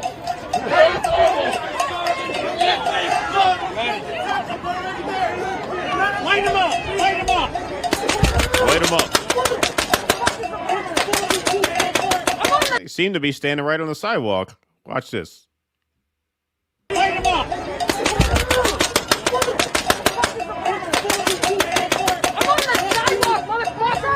On the sidewalk. These guys, like they're in the Nam over there. Light him up. Light him up. She says, "I'm on the sidewalk." Like they seem to be going to the side. They come out extremely hot. These people are the fucking scum of the earth, man. Yeah. They're the scum of the earth. Like this is, it's self-selecting. You're finding the kind of fucking bottom-feeding scumbag who would do this for a living. Yeah. Well, these are a lot of people. Look, my experience with U.S. military people who you run into in New York sometimes. They got the Army guys at Grand Central. They're usually great to deal with. They're very pleasant. They're very helpful. Cops, in my experience, and I know I'm a pasty white guy, so my experience is what it is. 50-50. Half the cops I've talked to have been pretty cool. Half the cops have kind of a chip on their shoulder. Yeah, right? It varies people, a lot by location. It does. Go ahead. Absolutely. But I will say, a lot of these ICE recruits are people who couldn't be cops because they're not temperamentally fit. That's what I'm saying. Right. That's what I'm saying. Yeah. They're scraping the bottom of America's barrel, and that barrel goes pretty fucking low. Well, they're also offering all kinds of incentives. We'll forgive your debt and all this stuff. Yeah, right. Exactly. Right. That's how desperate they are because a normal fucking person won't do this job. Right. Exactly.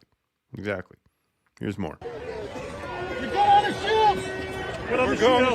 Get on the shields! Get on the shields! Get on the shields! All right, so the whole operation here was to remove the boards that the activists brought. It's ours, guys! It's ours! Behind us!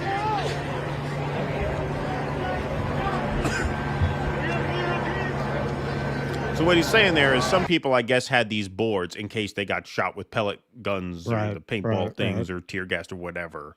And they had this whole operation to come and confront them and just forcibly remove them. Now, if you've been to protests, if you've been to events like this, and you've seen police do crowd control or give orders, what they usually do is they'll have one guy stand, out of harm's way, announce the deal. All right, you can't have the shields. We got to take the shields. Or we're coming out now because a vehicle's coming through. We need you on the side. They'll send someone out to clear the way, give the order. And then at which point most people comply. If a few don't, then you have some skirmishes here and there. You see what these guys do. They come out in military formation and just start charging people and grabbing people and shooting with the paintballs and shit. Like, it's incredibly provocative. And provocative is the key word, because I believe this is part of a strategy of tension. I believe they want to create this tension between the state and the people.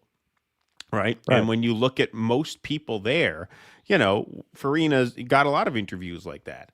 A lot of these people are just normal people who are out there to express themselves. They're not out there to hurt people or cause trouble. Does some of that exist? Yeah, it does. I'm not going to come out here and deny that any of that exists. We've seen footage of people blocking civilian cars and jumping up on hoods. And I don't condone that because, first of all, that just turns the public against you, right? Unnecessarily. So I'm not here to deny that happens. But I think it's really important at times like this to keep in mind that, like, public sentiment at the end of the day wins the day.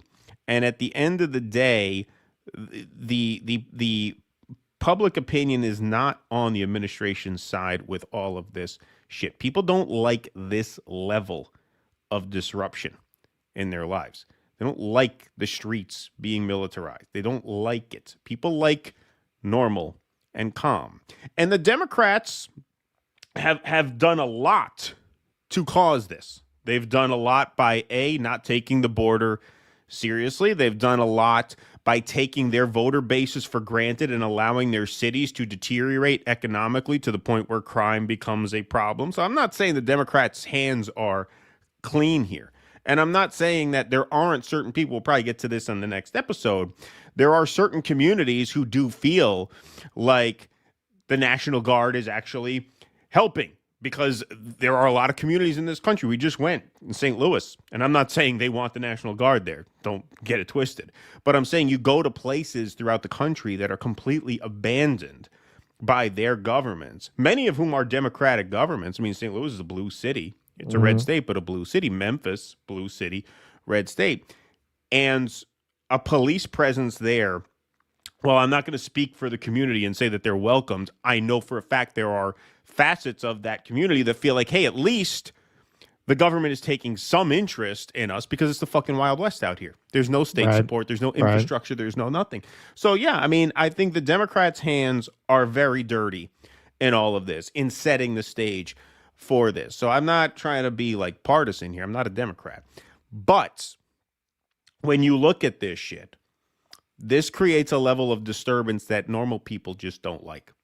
They don't like it. And so, the more that work like this gets out, I feel like, and this is why I think like what Farina does here and what Status Quo is doing here is very important.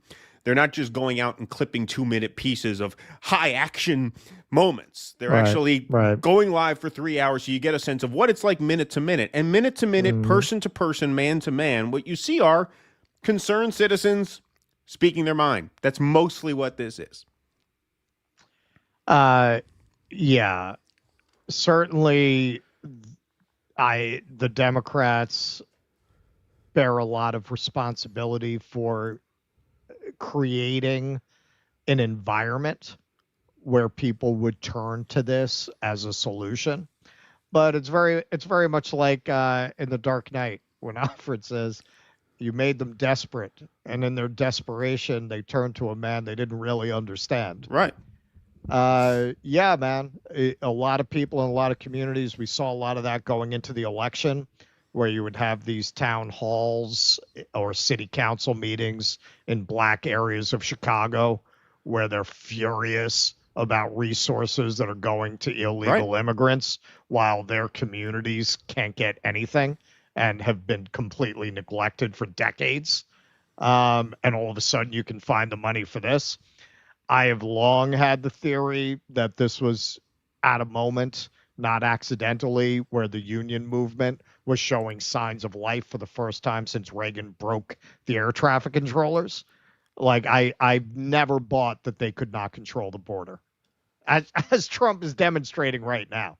Not saying you need to take those means. We have the fucking world's largest military.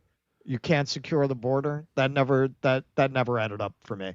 When you saw AOC in New York talking about how we have to expedite work permits for illegal immigrant, yeah, man, that looked to me like an effort to suppress wages. As, hey, very often people on the left are very uncomfortable with this, but in reality, yeah, the ownership class has always used immigration to suppress wages. That's not the fault of the immigrant, but it defies logic to think that these people who will think nothing about signing off on defense bills that are going to bomb the shit out of the countries that these people are from, all of a sudden are really concerned about them once they get here. That is absurd on the face of it. So I've never believed for most of these politicians that the intention of arguing that it's racist to be against mass immigration are not serving a hidden agenda that really goes back to an ownership class that benefits from illegal immigration.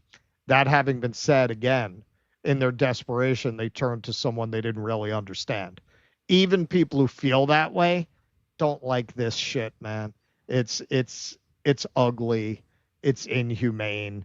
It's not what they voted for, right? They thought they're going to go and get the criminals and the fans of the playground and all that. They weren't thinking about the tamale selling woman. And in a way, you could say in hindsight, that was naive. Yes. Like, what did you think that was going to look like? They said they're going to get all the immigrants out. Wait, we're going to deport all of them. That is what they said. That is so what they said. What did you think that would look like if they actually tried to execute on that promise? It looks like this. Now that people are seeing it, I think normal people are saying, well, I didn't mean that. Well, didn't you? Well, what did you mean then? Because if you're talking about just getting rid of the criminal element, that's a very small portion of this community. Like, you're not going to get mass deportation if you just go after the criminals. So if you're going to go beyond that, it's going to look like this. Right. And, a city like Portland, which we'll get to in a later segment, that's a sanctuary city. They estimate a little over 100,000 illegal immigrants there. And look what's happening to Portland. It's estimated 2 million illegal immigrants live in Texas, in cities like Austin, Houston, Dallas, Fort Worth. You see ICE going in there, guns blazing? No, partly because that's a red state. Right. And Austin, even though it's a blue city, that's right in Greg Abbott's backyard because it's the capital of the state. So they probably don't want to give him that headache. But also, they're going to places, Los Angeles, Portland, Chicago. These are hotbeds of progressive activism where they will lure the blue hairs into the street to cause a ruckus, to pit this as a civil war between the law and order patriots and the domestic terror, rabble-rouser, leftist, Antifa people. That's what they want. They want social collapse. They want divide and conquer. They want a strategy of tension. And so I think that is a big part of it, because if this is just about deportations, I think in Los Angeles, they only deported, I think they made 5,000 arrests between June and August. And look what they did to the city. You're not getting 20 million people out of here at that rate.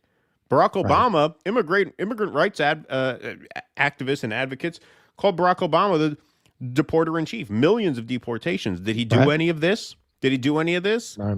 No, and that's not, I'm not giving Barack Obama credit for anything. I'm just making the point that you don't have to do this to do deportations. The point of doing this is to do this, is to provoke a response, to create a spectacle in order to divide the country and consolidate power. That's clearly the agenda here. There's no question about that. It's not even about immigration, really. That is the pretext for all of this. All right, I want to do another piece here. So we're talking about Chicago and ICE. Over 300 ICE agents landed at a South Shore apartment building, rappelling from a Black Hawk helicopter. Repelling from a Black Hawk helicopter. Oh, sorry, I couldn't read that. Though framed as a strike on a Venezuelan gang, witnesses say the raid swept up entire families, children zip-tied, homes trashed, and people separated by race. So let's take a look at this. She lives in this building, and she says she was detained by ICE agents overnight, and she says they took everyone and then asked questions later. They just treated us like we were nothing. Patricia Fisher says she came out to the hallway of her apartment complex on the corner of 75th and South Shore Drive in her nightgown around 10 Monday night, only to find ICE agents yelling police. It was scary because I've never had a gun put in my face. They asked my name and my date of birth and asked me did I have any warrants, and I told them no, I didn't. She says she was then handcuffed and released around 3 a.m. Fisher says she was told if anyone had any kind of warrant out for them, even if it was unrelated to immigration, they would not be released. Citizen-at video shows the chaotic scene overnight. Trucks and military-style vans were used to separate parents from their children. Other neighbors say they saw agents destroying property to get in the building. And they had a big 15-inch chainsaw with a round blade on it, cutting this fence down. We're under siege. We're being invaded by our own military. The FBI did confirm this morning that they did help the U.S. Border Patrol carry out a targeted immigration enforcement operation in this area, and they say they have been supporting these efforts at the... Targeted, meaning they cleared the whole building out. Massive immigration raid on Chicago apartment building leaves residents reeling. I feel defeated. This was the Chicago Sun-Times. In the South Shore raid, neighbors said federal agents used flashbang grenades to burst through the building, and several drones and helicopters were deployed. Ebony Sweets Watson, who lives across the street, said it looked like hundreds of agents were outside her front door. Watson said she saw agents dragging residents, including kids, out of the building without any clothes on and into U-Haul vans. Kids were separated from their mothers, she said. It was heartbreaking to watch, said Watson. Even if you're not a mother, seeing kids coming out buck naked and taken from their mothers, it was horrible. Watson said she went into the building to help one of the residents and was shocked by what she saw. Stuff was everywhere, said Watson. You could see people's birth certificates and papers thrown all over. Water was leaking into the hallway. It was wicked crazy. This is later in the article. So Dan Jones and Roderick Johnson, these are residents of the building that was raided, to be clear. Dan Jones, who lives on the 4th floor, said most of his neighbors were Venezuelan and often took turns cleaning the hallway because the property owners did little to maintain it. So the allegation is that there were Tren de Aragua members in the building. They ended up making 37 arrests, immigration-related arrests here. Jones and Johnson said they believed the landlord would kick out the remaining residents from the building, which public records show had previously received code violations. Owners of the property could not be reached for comment. So that tells you how this happened, right? You got a slumlord who's not maintaining the building properly, who's renting to illegal immigrants, who decides, you know what? One way out of trouble and out of this situation is I'll call ICE. I'll have them raid the building, and I'll use this as justification to kick everybody out. This way I wash my hands of the whole thing. I think that's pretty clearly what happened here. You had a scumbag, douchebag, slumlord, landlord. There we go. That could fit on a tote bag. Scumbag, douchebag, slumlord, landlord, who's renting to illegal immigrants and not maintaining the property. And this is a great way out of any potential legal or financial trouble for him. Well, just have ICE come. They'll take everybody out. They'll clear the place out. We'll wreck the joint. And I'll tell people, you know what? Building's in disrepair. Can't live here anymore. Sorry. You got to go. That seems pretty clearly what happened. Breakthrough News also got some interviews here. They put some material together. So let's take a look at one of these interviews here. I flashbang. Only thing I did, I got my kids out. I woke up to a loud flashbang. Only thing I did, I got my kids out. I seen a lot of troops and guns pointing at my window at 404. Dozens of federal agents raided an apartment building in the city's South Shore neighborhood early this morning. My apartment right here in the front of the school. Neighbors, though, who were in the middle of all of this say they are shocked to have been treated this way. We got a public school right here. We got daycares right here. I could walk you through the building right now. Every door still kicked in. Everything still flooded and messed up. They still got kids in that school right now. Children were also let out of the building. What 2-year-old, 3-year-old, 4-year-old want to go through any type of situation that is in life? They were on the hunt for people accused of drug trafficking or who had outstanding weapons charges. They consider this a drug-infested area, but it's not. We have families live here. We've been here for years. Just come out and see what we living like. Come out and see what's going on. Don't judge us. I'm speaking from the heart, and I'm speaking really. Is it safe for me to walk up and down the street with my kids? It's ridiculous. So Governor Pritzker was asked about this on CNN this morning. Let's take a look what he had to say. The federal agents this week carrying out this massive nighttime raid on this apartment complex in Chicago. Reportedly, they used drones, helicopters, military-style vehicles. A Border Patrol officer told the New York Times that snipers rappelled down to the roof of the building during the raid from a helicopter. What more can you tell us about this raid? Well, let me also mention that the Border Patrol shouldn't be there either. They're claiming that the shores of Lake Michigan are the border of the United States, and therefore they should be in Chicago. They belong on the borders, truly on the borders, and where there may be some mayhem that they need to deal with, but it's not in the city of Chicago. What happened at that building is shameful. Our Department of Children and Family Services are investigating what happened to those children who were zip-tied and held, some of them nearly naked, in the middle of the night. And again, elderly people being thrown into a U-Haul for 3 hours and detained U.S. citizens. What kind of a country are we living in? And this raid at this building is emblematic of what ICE and CBP and the President of the United States, Kristi Noem and Greg Bovino, are trying to do. They want mayhem on the ground. They want to create the war zone so that they can send in even more troops. Now they're claiming they need 300 of Illinois' National Guard. Well, we didn't need them before they showed up.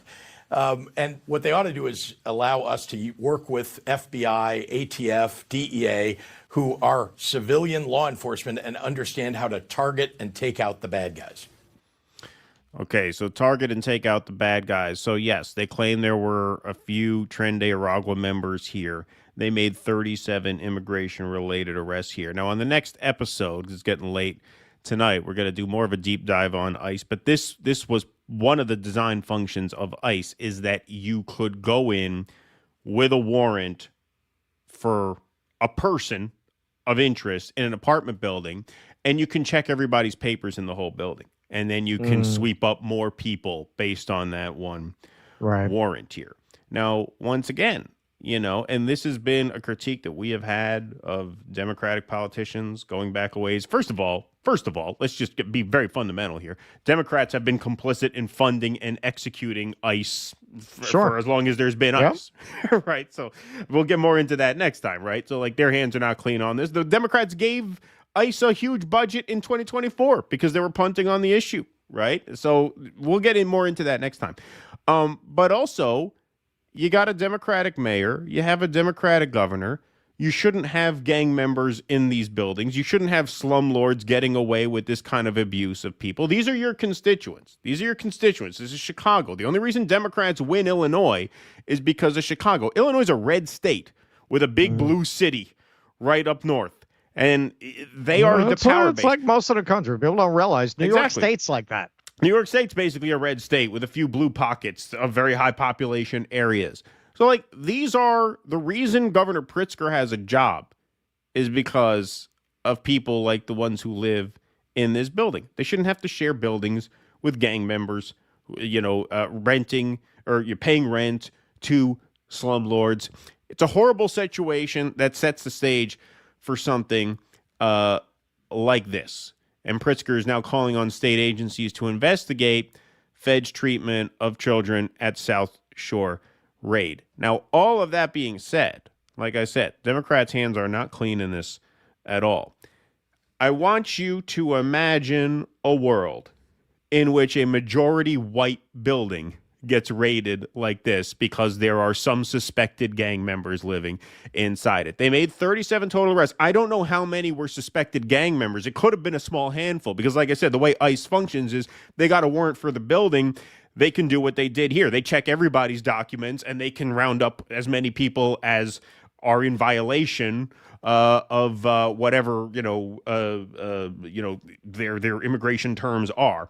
But I want you to imagine a situation where a majority white building gets raided like that, and 130 white people get dragged out of the building because they suspect a few Venezuelan gang members live in there, and they zip tie a bunch of white kids and throw them naked into the back of a truck. It would not happen.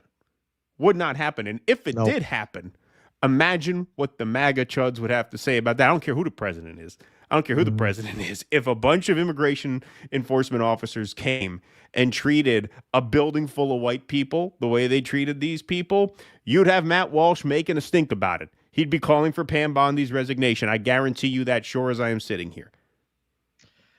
Yeah. I mean, not Pam. I'm sorry. I mixed them up. Kristi Noem. I mixed them up. Sorry.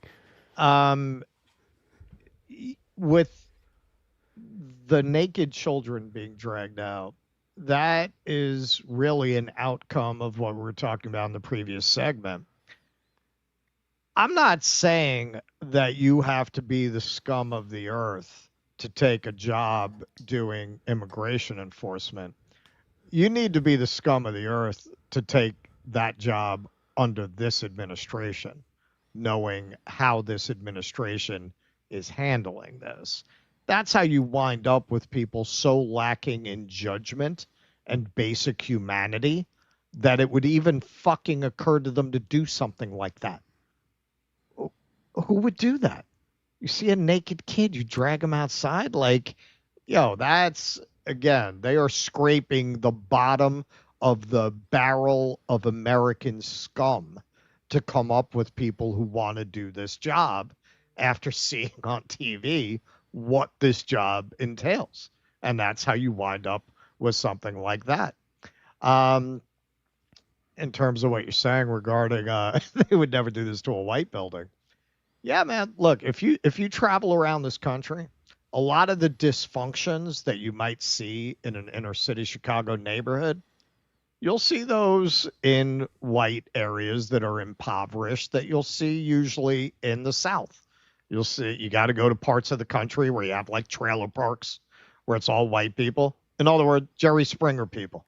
Yeah, those people exist. And if you raided those places, you'd find a lot of the same shit, but they'll never do it because they're white. They will not do it in areas like that.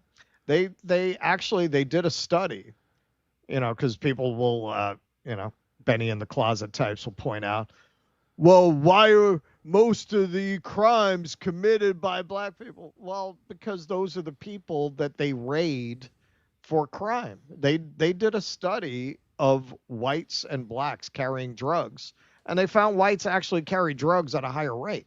They just don't raid white neighborhoods to find their drugs.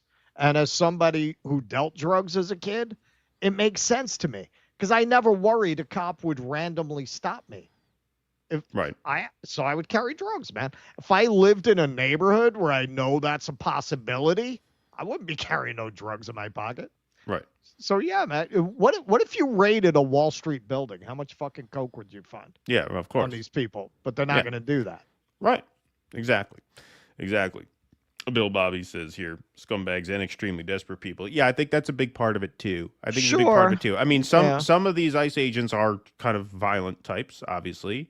But I do think a lot of it is, especially you looking at a deindustrialized country with a lot of people who are, down on their luck financially, in very dire straits. They're in debt. They got chronic illness, and they're alienated from their labor if they do have a job. And this offers a sense of camaraderie and meaning and validation from the government, right? I mean, I do think that people get sucked into this. I don't mean to sound like a Quaker and talk about everyone having an inner light, but I do think it is. I do think it's important to point that out. Like, yeah, I mean, I do think that this is largely a function of circumstance. Look, what ultimately all of this is a function of, and this we're not going to get deep into tonight, but what all of this is a function of, and this is why I can't help but just hate the Democrats for this.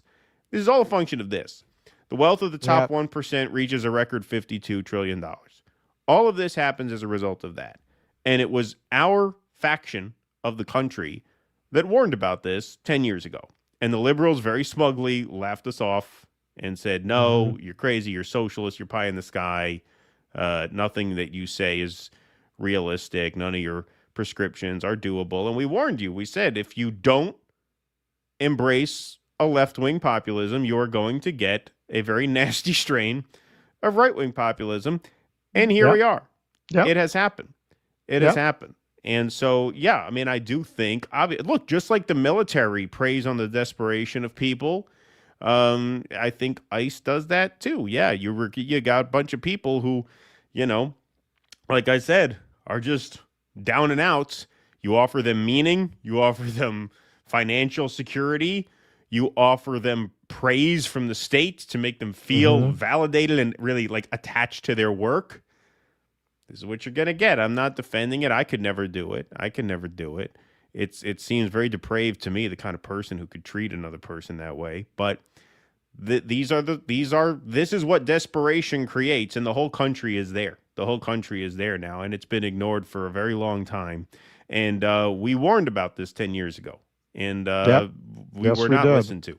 We were not listened to. Yeah, and you make a good point. I mean, particularly in fascist states, look, in all states, very often the economically disenfranchised are the ones who wind up making up the military and the police forces. Right. Pretty much always, right? I mean, that's a cliche for a reason.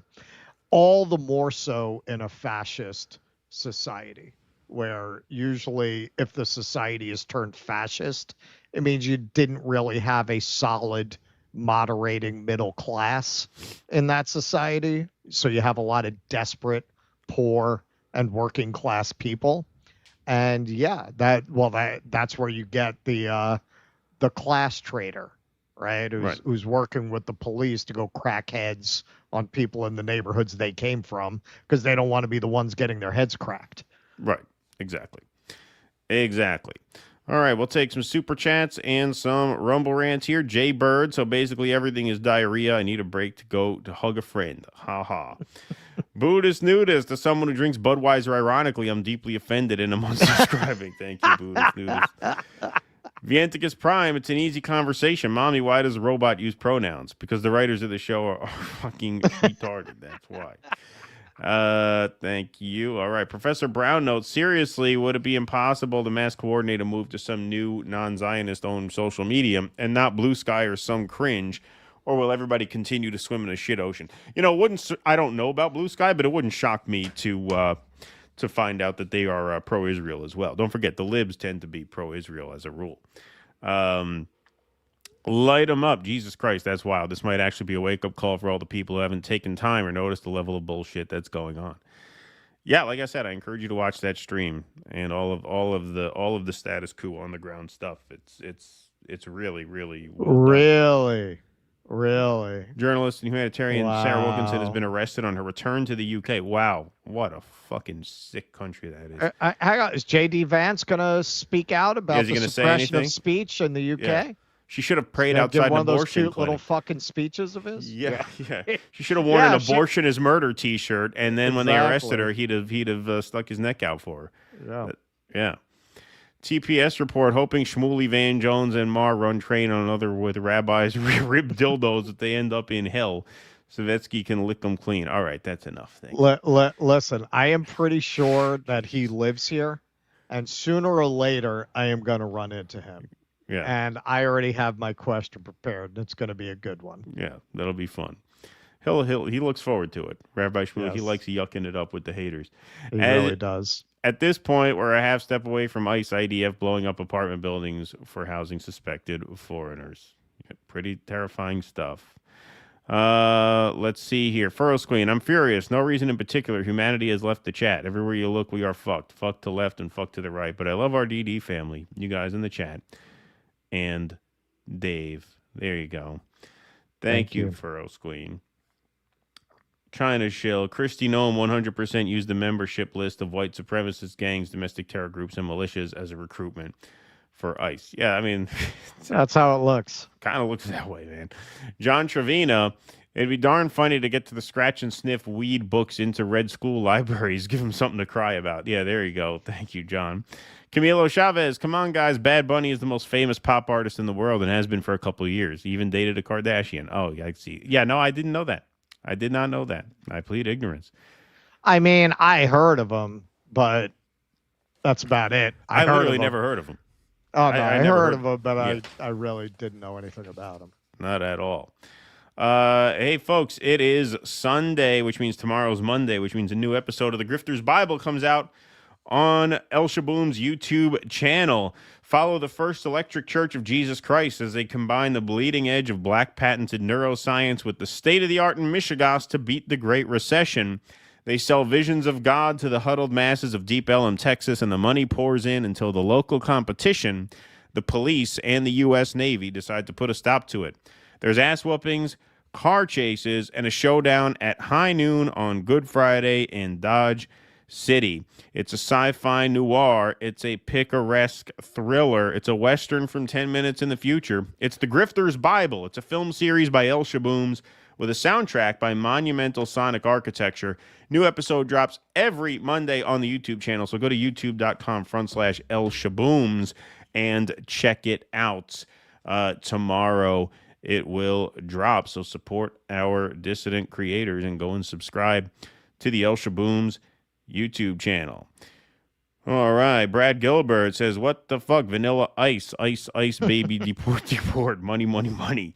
There you go. Michael, Mike the Russian bot, $5 for y'all's future unhip replacements. There you go. David Santucci, Graham Linehan is a director comedian known for Father Ted and the IT Crowd. He's also been an outspoken critic of trans stuff and was recently detained in the airport returning to the UK. Oh, that's where I know the name from. Right. Never heard of him. Well, maybe he can do Well, no, I mean, I mentioned that. Oh, okay. The UK guy was detained at the airport for making jokes. Yeah. Two guys I never heard of. Maybe he can do a duet with Bad Bunny at the Super Bowl. Make them happy. There you go. You know?